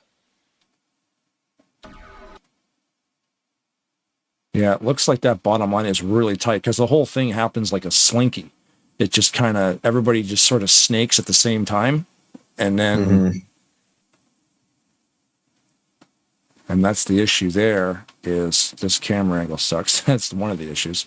Yeah, the cars that are in the racing line unfortunately, collected a few guys. Actually, Bob Dixon does have some rear end damage. I wonder if we can get a hold of, let's see here. Can we get John in the 95? What's his name on TeamSpeak? Is it John? Yes, it is. Probably Diesel. No, on okay. TeamSpeak, it's number 95, John. There he is. Yeah, let me get him here. Okay. There we go. John, good evening. Tarnation TV, live on the air. How you doing this evening? Hey, how are you guys? Oh, not too bad. A little bit of a... What's that noise? Oh, wow, there goes that cup. The Thank goodness that was empty. At least if it wasn't, it is now. The little bit of a... the low line there seemed to get a little bit snaky and turned a few of you guys around down there. How's the car looking? I'm all right. Tires. I don't know what happened. It was a checkup or whatever in front of me, so I don't know. Sorry, could you say that again? The microphone seemed to puke a little bit. I said it was a little bit of a checkup in front of me, I guess. Probably went crazy. That was it. Yeah, that's what it sort of looked like down there. But we were just curious. Yeah, nobody seemed to get too much crazy damage, though. That's kind of nice to see. No, I didn't hit anything. I just tapped somebody, but nothing. I don't think anybody really got damaged. Good to hear. Yep, I'm here. Yeah, the mic just sort of fades in and out. But yeah, no, it looked fairly low impact. That's why we were just kind of curious if there's any hammers being taken to the car. But it's good to see you out here, man. Yeah, thanks for doing this. I enjoy watching the broadcast. Yeah, it's a lot of fun. It's a lot of fun doing it, and good to see you guys out here. Pumpkins here out here as well from the Thunder, so East Coast Thunder League. So hopefully everybody's got enough gas, tires, and damage repairs now to get to the end of this deal. Oh yeah, definitely. What we got here? Let's see. 12 to go. Yeah, absolutely. Yeah, we were getting into a fuel mileage talk. Andrew and I were with kind of getting into that like 18, 19, 20 laps under that last yellow. And we start running numbers, and of course, it ended up all going out the window. Now everybody just pitted, and we'll be good to go. Yeah, I would have made it. I probably had about a lap and a half left. If I would have stayed on the low line, I would have had about a lap and a half. If I stayed on the high line, it would be close. Oh, is it that much of a difference, eh? Absolutely. Less track. Yeah, I guess so. Yeah, it doesn't seem like it, but it is a little bit shorter distance when you're down on that yellow line. Because I had a lap to spare when we started, and then I had almost 2 laps because I watched that all the time. So it would have been good. We had to go melee. Are you a guy out there that likes to do a lot of clutching to try to save fuel, or you just go pedal to the metal the whole day? I go straight out. Yeah, I'm the same way. I don't want to do math. I just want to burn as much fuel as I can, and hopefully it works. Same here. All right, Andrew, if you want to, anything you got to say there, Andrew? I appreciate, you guys doing this. Also, thanks to everybody. Let me race it tonight. It was a lot of fun. Finally got my wheel back together tonight. It was the pedal base, the wiring went bad, so luckily, I got this. It said February that it was going to come, and it came Thursday. I was like, "Oh, great!" So I did that tonight, and it's working perfect. Nice. That's always satisfying. Oh God, yeah. When a last-minute modification comes together, it's always tip a drink back or dump it on the floor, whatever you want to do. Because I seem to dump mine all over the floor. Yeah, I pulled that at TSW that I had in the garage. Box, and it's just not the same. Yeah. I use the paddle and it's hard to get used to. But this, now that I got this back, it's like, oh my gosh. Yeah, back in the having to use a backup is always never the ideal situation, but at least you got a backup. Yeah, it's really working great. It actually feels like it's way better than it was before. Yeah, I've heard a lot of those little modifications can actually improve things. The wire got cut right where it went into the base. I'm like, I went to do a race. I'm like, hey, wait a minute, what's my gas pump out? And it was done. I don't know how, it just did. And that's it. How many laps we got? How many laps we got left? We still got lights on. I'm just realizing you're coming out of the tri-oval. We're not going green, are we? It's gonna be tough to go at the line. Right. Okay, good. I think there'll be one to green at the line here. Right. Okay. I was gonna say, geez, we usually like to get the drivers back up into the driver room before the interview here or whatever, before going green, not during. But thanks for talking to us, John. And Andrew, if you want to wrap it up, I'll let you talk to John there for a sec. Well, I'll just say, good seeing you out there, man. I know you're always fast on these things, especially over at BSR. And I love the ski, man. That thing looks sick. Yeah. I appreciate you doing a great job. Just keep doing what you're doing. Don't change a thing. And everything will be great. We appreciate you, man. I'm gonna get you up back into racing action here. We're on 9 to go. Good luck, man. Okay. Thanks for having me. Appreciate it. Good luck, John. Thanks. Thank you. There we go. Yeah, sometimes a little stubborn when I'm trying to move them up because I can't scroll. I have to wait for it to do it for me, and sometimes it's like trying to find that spot to get it to move. It doesn't like to do that sometimes. Oh, I see. Yeah. When I had Brian Wolf assisting with the broadcasts, I actually suggested to him he had a second monitor, and because I have a second monitor, I got 3 going. I have one of them vertically, so you don't have to scroll through TeamSpeak. Oh yeah, there you go. But that's the thing. Like, and I said too, man, you don't need to pay for monitors. Sometimes people throw these things away. Oh, it's got no power cable anymore. They're like $6 on Amazon. Just buy a new power cable. Oh yeah. Get yourself a free monitor. Pay $7 for a power cable. I've got to upgrade my setup at some point, but honestly, I dig what I've got going. Ethernet cable plugged in. I'm just propped up on pillows. Wow, on pillows in my bed on a pretty decent laptop, just doing my thing. That's the thing. I'm the same way. I want to. You kind of want, I want to build a new computer because it's been about 7 years with this one, but I also don't want to have to get back to this point. I'd rather just keep this thing rolling, you know? And we're back to racing there. I see a question from Andrew Smith in the chat there. This is the Men Cup 19 mod, CTS version. And this is NR 2003, of course, if you're referring to car mod for Papyrus. NR 2003, the Monster Energy Cup Series 2019 mod. That's what this is. Yeah, which was, I could say replaced, but NASCAR updated the look of the cars, and there is actually a next generation 2022 mod out that looks like the current series, the current real life series, and great design. Those cars look phenomenal on track as well.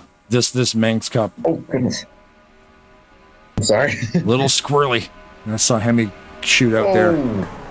We got a bunch of guys warping right now. Robert Breedlove just was warping all over the place here a moment ago. Woof. There goes the 09. Or no, that's a 68, right? Excuse me. All right, so it's a similar color threw me off. Yep. Yeah, if you are looking for mods for this game, it's definitely Stunod Racing is one of the biggest communities as far as creators. They have basically everything. Everything anything and everything, even if it's not NASCAR related. Yeah. Which, yes, there are plenty of those out there as well. Yep. Holy crap, we have 7 laps to go here. Yes, we do. Oh boy, this is going to get spicy. Yep. Future broadcasts of the Shake and Bake series continue next Saturday right here, the 21st at 9 p.m. Eastern for race number 5. So if you like what you're seeing, subscribe to it. Links will be available in a couple days for that race. If all works out, maybe I'll be on track this instead of up here that time. Yeah, that'll be cool. I'll make sure to get my 47 uploaded. Go with the levels again. This series is a 12 race series. The first 10 points are tracked. The last 2, not so much, because that's basically the playoffs. After 10, they got the official points. Top 10 drivers go into the race number 11. And you get whittled down to 5 for race number 12, and they race for the championship. Currently focused on Rodney Sullins in the 38, who currently leads the most laps here with 28, but Mark Pagula has led 15 laps now, on his way to lead the 16th. Keith Bynum is making me a little nervous here. He's trying to run a little higher, and that's getting just a little sketchy with that lane above him. Oh, geez, that warp scared the crap out of me. Wow. Same here. That was like a wrecking ball. I'm sure that scared Keith after death. Yeah. It looked like a clothesline. Like it looked like it looked like somebody swinging a weapon. I don't know, RKO pretty much. Yeah. We might get a third lane foreman up here now. Billy Elliser trying to get up with I believe it's Pat McCarsky and Keith, yeah. And Keith looking like he's getting left behind there. He's trying to find his way up to stick with that middle line. He's still not enough room to get there. Jeff's getting turned. Ooh, we got cars in the air. This is race back. We're going to stay focused on the leaders here. Oh, man. These guys are racing back to the line. This might be it. Roberts to the outside looking for a push. Not going to get one. Oh, Pagula throws the block high. Well, that worked out there. Oh, Denny Carroll. Denny Carroll off the line there. As long as he keeps it going, he'll finish 4th. Yeah. We don't have any cars a lap down, though. We might go green again. Ooh, yeah, you're right. Let's see. What, 4 to go? Going to be 3. We may have a 1-lap shootout. Yeah. Although, holy crap, some of these guys are torn up. Yeah, sorry I left that graphic up on screen. It wasn't taking up a lot of space, but I had the schedule for the next week up there. It's transparent. Everybody had to look through it, so I apologize for that. It got a little bit exciting. I forgot. Okay, sue me. Okay, at least you didn't leave your cough button on, and you were silent for a while. Which yes, I've done that. Yeah, I keep looking over there. Let's see who's going around. So it looks like Jeffrey's going around. There's Jeffrey Elliott off of the 33. Aren't those guys 1 and 2 in points? Yes. Oh, yep, dang. Jeffrey's in first, I think, and you're right. Hemi is up in the 2 or 3 spot there in points. Holy smoly! Did the 68 just go flying in there? Yeah, who is that? The 710, the 740. Michael Moore. We haven't talked about him all night. Unfortunately, we're talking about him now. Racing Randy that Wong high and Kelly line. Causey are going to be absolutely killed after this one. And Tom Dixon did some skateboarding on the catch fence. Yeah. Oh man, Michael Moore's car was brand new until that. Well, we should count the rolls. That's about 5. You know what? Let's have some fun. Man. Let's count the rolls. trying to count the rolls. Replay. Let's go. Okay, we're going to count the amount of times that those wheels come back to the ground. That doesn't count. Here we go. 1, 2, 3, 4, 5, 6, 7, 8. 8 rolls. That's a ride. 8 rolls for Moore. And I'm just looking at what happened to Denny Carroll. Yeah, he hit the wall pretty hard. Yeah, he got off the line he there. actually pinged off the rear bumper of the 088. I thought it would have been a bump from Danny, but no, I think that was off of Greg. So he's hoping that this doesn't go green because he's got a fair amount of damage. And that was all during the race back. Mm-hmm. Yeah, he was sliding sideways to take 4th there at the line. But the lights are going to have to go out this time for them to go green. If not, Mark Bagley is your winner. Yeah. We got Kelly Cossey out there rolling under with a busted engine. He's dusting the track. Yeah, I wonder if most of them are just thinking at this point that, yeah, the race is over. Mm-hmm. Which, if it's not, then oh boy, they're going to be in for a bit of a surprise. Yeah, that's... So it definitely, right now, the way we sit, it looks like Mark Paglia, Greg Lovell, Ken Roberts will be your podium. If we get lights out...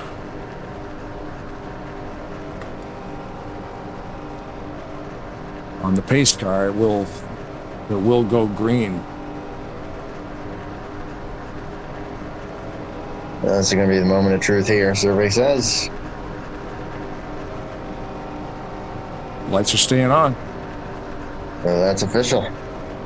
Yeah, because the next time around, they will go out, but that will bring you to the final lap. Yeah, that'll be it, so the official, unofficial standings. The official, unofficial? Yeah. Or what you see on your screen right there, current standings as we run. Your ticker will also reveal this information as it refreshes. Unfortunately, cars that have retired this evening, the 23 of Doug Hulick, Michael Sanders in the 191, Tom Dixon in the 45 retired because of an accident. So did Michael Moore in the 740, so did Jeffrey Elliott in the 56, and Randy Waugh with an engine header. Yeah, Randy Waugh got he was already going around and then he got absolutely smashed. So that's a tough break there. I think Causey, I don't know if he's going to be finishing this one either. He's currently sitting on pit road. Is he? Yeah, that engine would last, but I don't know about going for a 7-mile drive. No.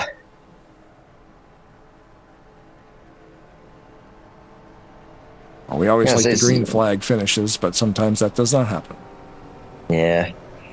I gotta say, though, I think Rodney Solon's going to be finishing 12th. I think after the race that he had, that's going to be a little disappointing.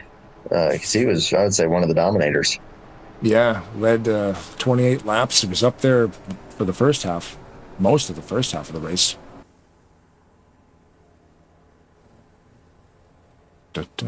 Which mod is this? What version of the car mod for Papyrus is it? I'm just reading the YouTube chat. Andrew Smith. Oh, after we answered him, cool, yes. Used to play this years ago, looking to get back into it. I have the game installed and working on the mods. Yes, man, there's tons and tons of mods for this game. And the Monster Energy NASCAR Cup Series 2019, also known as the MENCS 19. If you want to download this thing, probably one of the most common. Another big favorite is the Aero 88. The Aero Wars of the 80s, that mod is fantastic. That's a lot of fun. That one does look pretty cool. I don't know why, but I really have a soft spot for the Splash and Go versions of the 03 through 05 mods. I don't know why. Those just look so awesome to me. Yeah, is that like Car Tomorrow? They had that one in there? Is that a Splash and Go? I think it was, but I'm thinking of like 2003, 4, and 5 when it was still Gen 4. Right. So it was like they kind of reimagined the original mod, basically. Yeah, add some more detail to the original mod. Bullring had a bunch of cool ones too. Oh yeah, some of their like Cup 12. I think I actually ran one of the Bullring Cup mods for a special event that I did with the NNSCRA when we did a one-off Alzheimer's benefit race. Yeah. There's that goofball named Top Dragster in the chat. You can get rid of him. I remember, I might have been in that race. I wonder if I remember something like that. I believe it was Bullring 2015. Okay. Yeah, I so can't many remember mods. if you were in that or not. I might have been broadcasting it with Brian Wolf. Okay. Yeah, that was streamed by FRN and Alex maybe Graham. not then. Yeah, it was Alexander Graham, a good friend of mine, which shout out to you, my man. In the meantime, though, we are coming to the yellow and checkered flags. Both of them up in the air as Mark Paglia on the 28 takes number 1 spot. Greg Lovell in the 088 and Ken Roberts in the 55. We're going to get to talk to these guys because we always talk to the top 3.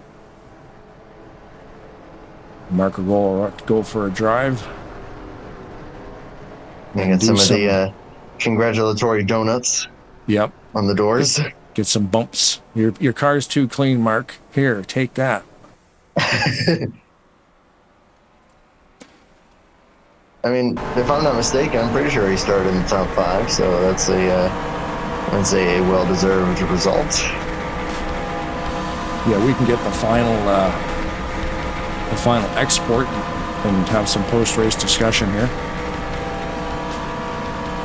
Currently watching Mark drive around to the front straight with the checkered flag hanging out the window, as is tradition. So he'll be, speaking of donuts, be putting some donuts down on the pavement. Yeah, I wonder if he's talented enough to write his name with the skid marks.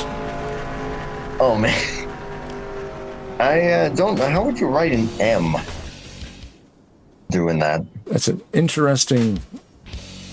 Let's get the right screen going here. Here we go. Your race winner, Mark Paglia on the 28.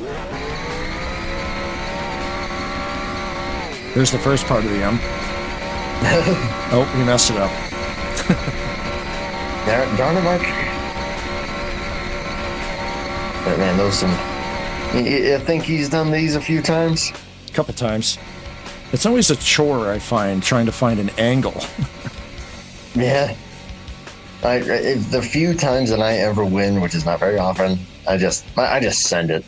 Yeah. Just go sliding because. Just on the broadcast, it's just a cloud of white smoke. It's like, here's the winning car. I'm like, what car? There's no car. No, actually, you want to know what he's drawn? He drew a slinky. Ah, perfect. Oh, he's going in reverse. Look at this guy. Who does he think he is, Mark Paglia? Yeah, really. I can't find an angle where I can even see that. Look at this guy going in reverse. He threw it in reverse, and now he's throwing it back into forward. Hey, if you're going to try to smash some gears, you might as well do it at the end of the race like that. Well, hey, when we get him in here, we're just going to ask him. So that reverse forward burnouts. That was totally just for the stream, wasn't it? You're probably right. Save up the replay, and that is done there. Grab me the export.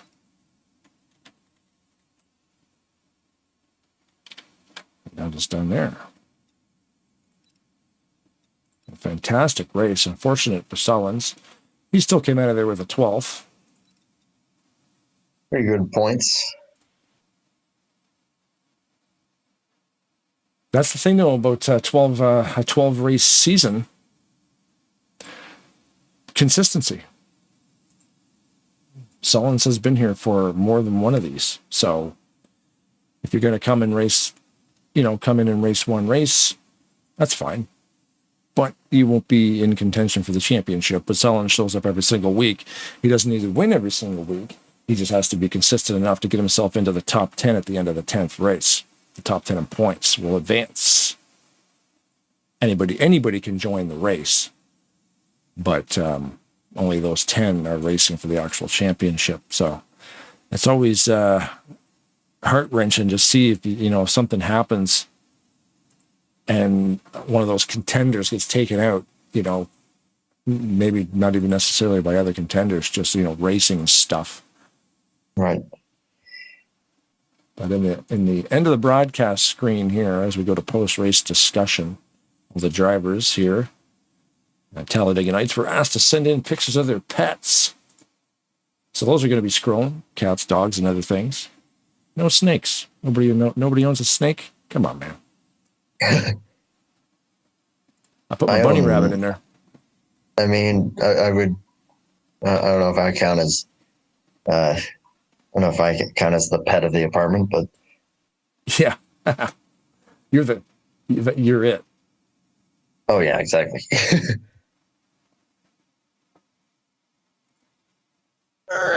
Let's see. Who do we want to talk to first?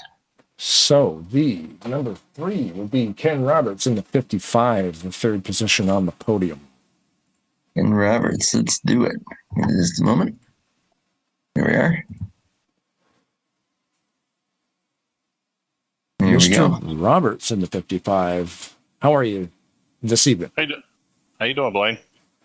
Oh, not bad. What a race that was. Here's a question for you. Why 57 laps? Yeah. Was a 57 lap race on purpose? Because usually it's only 47. I'm sorry, Blaine. They're talking in my other ear. Go ahead. Oh, okay. I was just curious why it was a 57 lap event this evening and not a 47 lap event like usual. This week we decided to move them up because the truck race run a 37, 38 lapper, and it was just too short. I mean, it was a very short race, so we moved the truck race up. So then we decided to move the cars up. One moved them up another percentage, 5%, so 57 laps. Gotcha. That makes total sense. So third place position tonight, and on our way to the championship here, consistency, people showing up every week. Some people were only able to make a couple races, but I mean, any predictions as this thing rolls down the line? I mean, we've seen some wild stuff. I mean, it's hard to predict every week, but yeah, I think well, for me, I missed a race already, so I'm chasing it. So I'm just looking for good, consistent top 5 finishes to get up in the top 10, so that's kind of my thought right now is just get good finishes, try to make up some of the points that I lost, when I missed the race. But, it can be tough sometimes. Yeah. I mean, currently right now, after the official standings from last week were readjusted, you're sitting in 16th overall. So, I mean, it is only race 4, lots of time to get up there into that golden 1 to 10 spot for the championship run. Yeah, just chip at it every week. Have some good finishes. Try to stay out of trouble.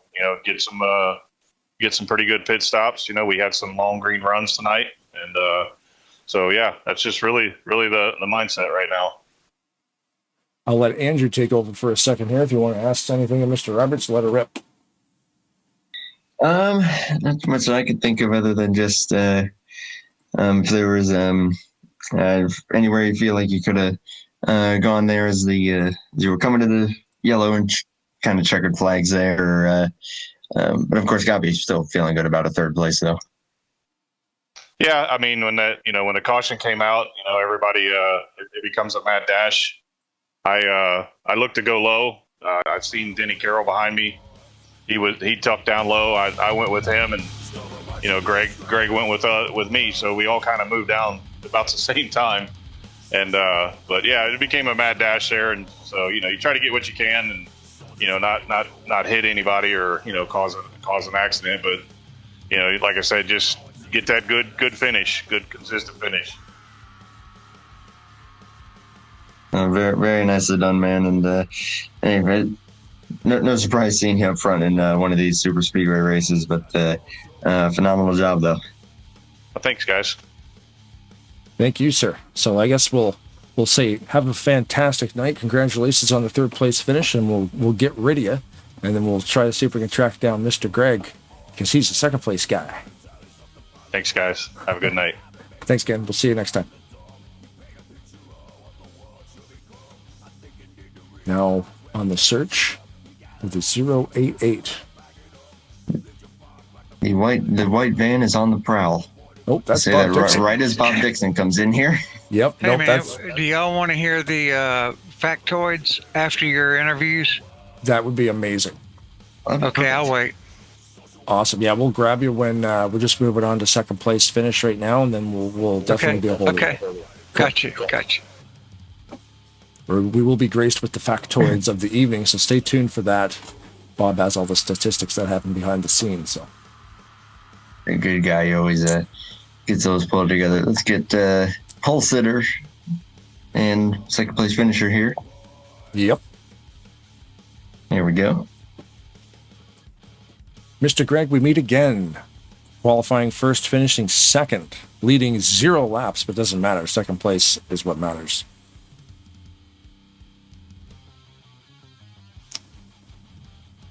No response. I'm here. Sorry, guys. Oh, there it is. Yeah, you're good. Just thoughts on the race, man. It was a great start with the pole, and then obviously a second place finish. That's not too shabby sitting up front all day. Can you guys hear me? Yeah. Yep. Okay, here we go. Sorry about that. No problem. Just thoughts on the race. Just qualifying first, finishing second. Good race, clean race. You know, just having to worry about warping the whole time, you know, kind of takes the fun out of it for me. Yeah. Yeah, there were a couple times there where we had mild heart attacks because the car would, I don't know if it was you, but would skate to the side. And I thought that was an accident, but it was just a warp. But I mean, it's sure for everybody, I'm sure everybody connected to the race, it looks different from different perspectives. When you're driving the car, everybody else, I've had internet issues before. Everybody on the track just disappears for a half second. Is that how it looks? No, I can't even tell it unless I look over at that meter that I can watch. But no, unless somebody tells me I'm warping, I don't even know it. If I'm not around Brian, you know, if he's not in front of me or right behind me where I can see him, I don't know if I'm warping unless somebody on Whisper tells me. Oh, because I got several guys on a Whisper key that, you know, Danny, they just let me know if I warp or not. Oh, wow. I thought it was just a matter, because I've had internet issues with this thing before, and everybody just disappears. I'm all by myself for maybe a half second, full second kind of flash. The whole field will disappear, come back. Maybe that's more of a server issue. I don't even know. It'll do that if your bar goes up in the red. Mm-hmm. It'll blink everybody out. But if it doesn't, then you can see everybody, you know. But, man, I just can't wait till they get this straightened out. Yeah. I guess we can get off the internet issues and talk about the actual race. Yeah. After last week's event, they had to kind of readjust the... You only went down a couple positions. You were initially in 21st, and they had to readjust from a replay, and then you went down to 23rd overall in points coming into this race. So consistency pays off. So, I mean, are you scheduled to be able to make every race the rest of the season? Oh, yeah, I'll be here. You know, Right it just depends on how my connection does, if I have to ride in the back or not. Right. Hey, Andrew, I'll pass the microphone over to you because I seem to be doing all the talking. No, you're good, man. I mean, hey, it's your broadcast at the end of the day. But Greg, I gotta imagine, feeling good about second there. Having your buddy Denny Carroll up there with you at the very end.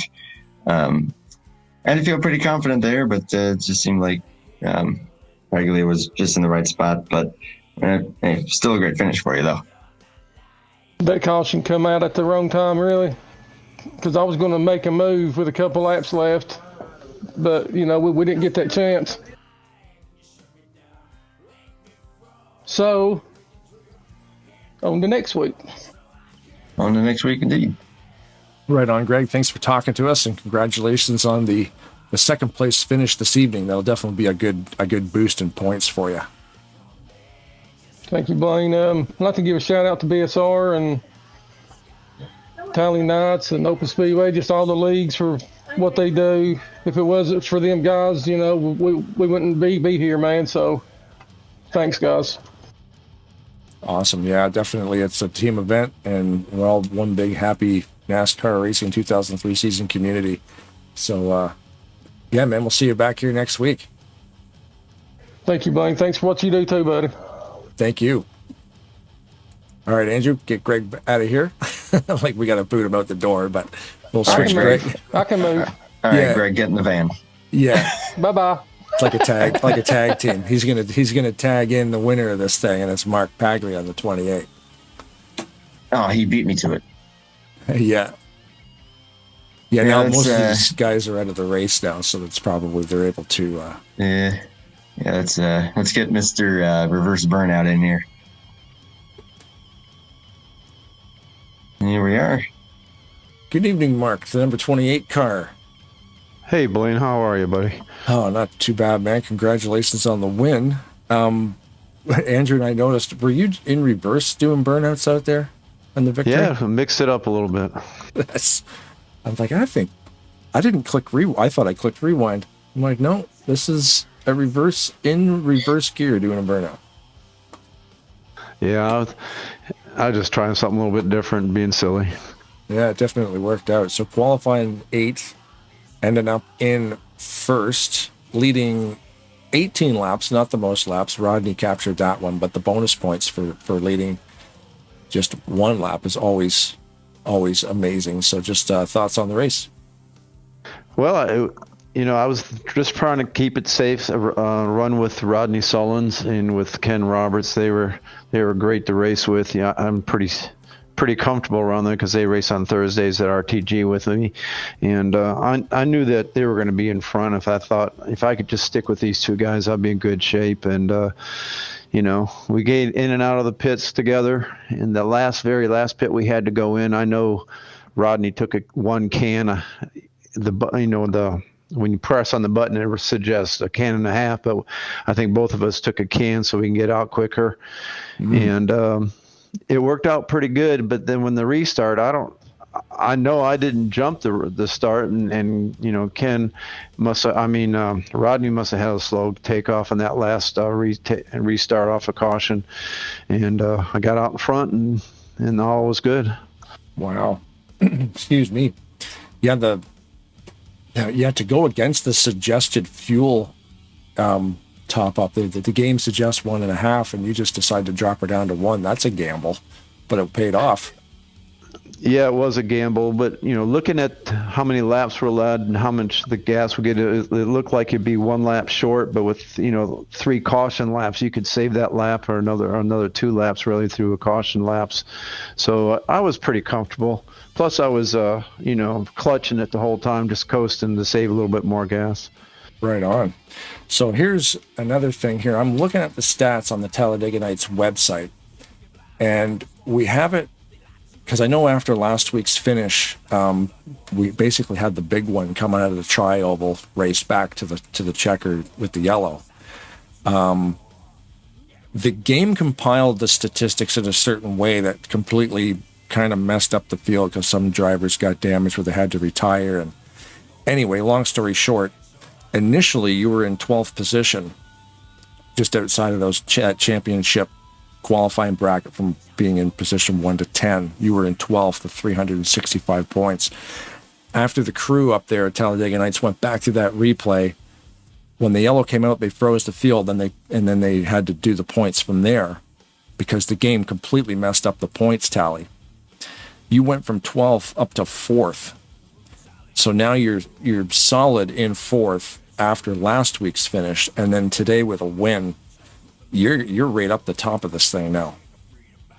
Yeah, I think I probably am, and I believe Jeff Elliott said that. Jeffrey said that it took them 4 hours. He and a couple other admins almost 4 hours to straighten the last week's race out. Yeah, and so that was a gift kind of for me. I appreciate their efforts to do that. It makes my race a little bit even more meaningful today. That I may be first or second. I should be in the top 2, I would think, but we'll see. I'm thinking, yeah, because Jeffrey tonight was forced to retire too, so he wasn't first, so he will lose some points there. So yeah, you're firmly in the top of this thing. So your schedule allows you to compete in most of these races on the way to the championship. yeah, it gives me a lot of motivation. But now it makes me a little bit more nervous for the next races that I got to be careful. Don't get mixed up in some, bad accidents in the very front of the race, at the very beginning of the race that you lose a bunch of laps and have to retire early, like what happened to Jeffrey. So, it's great to be up there, but it's a little bit nerve-wracking too that we have to be clean in the rest of the races. Yeah. Well, good luck to you, and congratulations on the win this evening. And anything you want to say, Andrew? Just congrats on the win, man. Definitely one of the best when it comes to these super speedways, and I could tell just by the burnout, you've done that more than a few times. I know that I'm willing to bet probably knowing this race was broadcasted kind of went into the reverse call there a little bit. Yeah, I had to show off a little bit, in case anybody out there I know is watching. I'll probably get a text, 1, 2, or 3 texts tonight, and give me a little grief about that, but that's okay. I'll sleep just fine. I want to give a shout out. I want to give a shout out to Ken Roberts and to Rodney Solins. We raced clean together, and we had if it weren't for them, I wouldn't have been up front as much as I had been. So I really appreciate those two guys helping me out tonight. If it weren't for them, I don't think I would have won this. Yeah, it's fun watching you guys work together. You can tell you guys race a lot together. Even that, was it Roberts that helped Kelly get back up to speed after that pit stop cycle? Holy moly, you gave him a smack. Yeah, I was kind of wondering what he was doing there because I was right behind him, behind him and behind Rodney, and all of a sudden he pulls down, gets behind this guy. I don't know who it was, but and then I had to jump out of it so I wouldn't run into him. I figured it out later, but I couldn't figure it out at the time. So yeah, another shout out to Greg Lavelle because he raced me clean at the end there. He could have really pushed me and taken advantage of me, but he raced me clean, and that was a great finish for me. Right on, man. Yeah, congratulations again, and all the shout outs are complete, so we'll see you here next week hopefully, and we'll continue to watch the shenanigans unfold. All right, thanks Blaine and Andrew, you guys did a great job. Thanks again. And thank you, man. Thank you. Mark Paglia, your race winner. We're looking at pets, of course, on the broadcast. We're also looking for Bob Dixon for the factoids. And we'll wrap it up here with the factoids of the night. Yeah, grab Bob and bring him down here. He's used to it. Mr. Dixon, I presume. Yes. The factoids of the evening would be, you have the floor. All right, here comes the factoids of the night. The top 5 fastest laps. In honorable mention was myself, Bob Dixon. In 5th place was Dan Lavelle. Dan did a 47.734 second lap. That's 200.612 mile per hour on lap 5.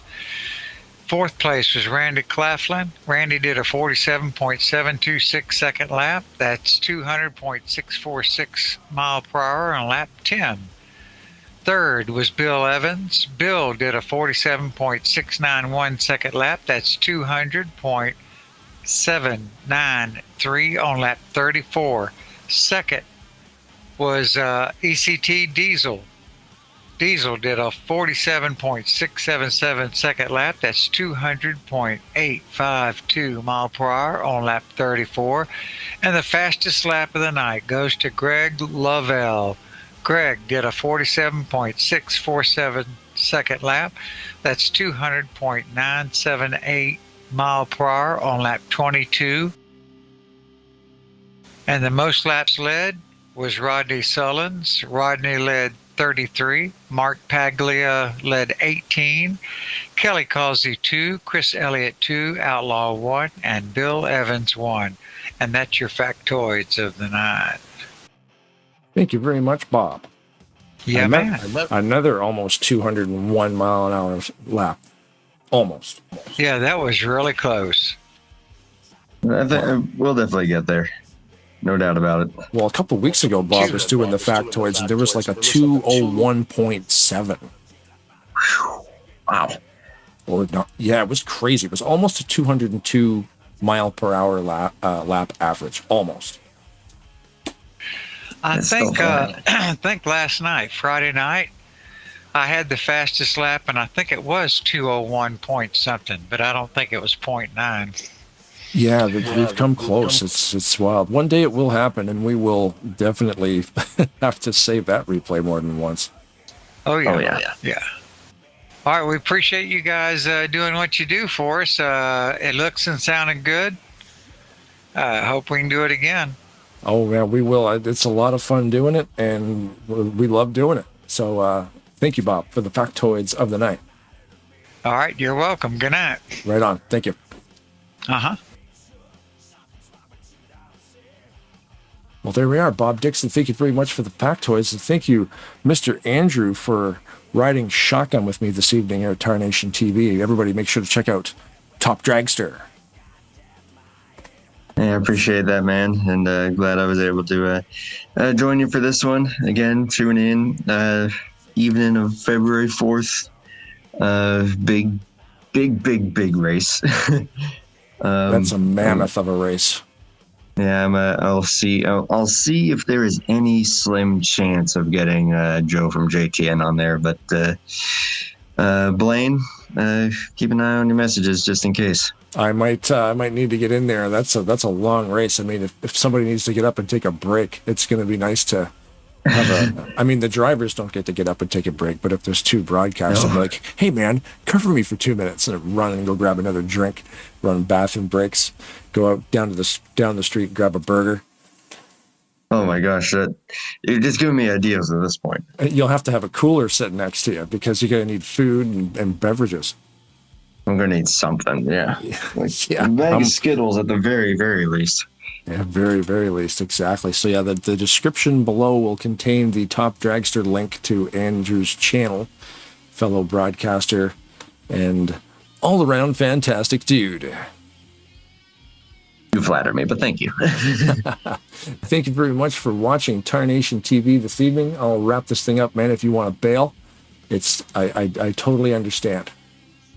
Yeah, I'm probably going to go ahead and get some rest here. Getting a little late here on the East Coast, but I'll just wrap it up by saying, Blaine, you're doing a great job, man. Appreciate everybody that's streaming NR and getting the word out about this game, which is now 20 years old, yet still going strong. It's all by the 30-plus car field here tonight. And a bunch of other leagues to check out.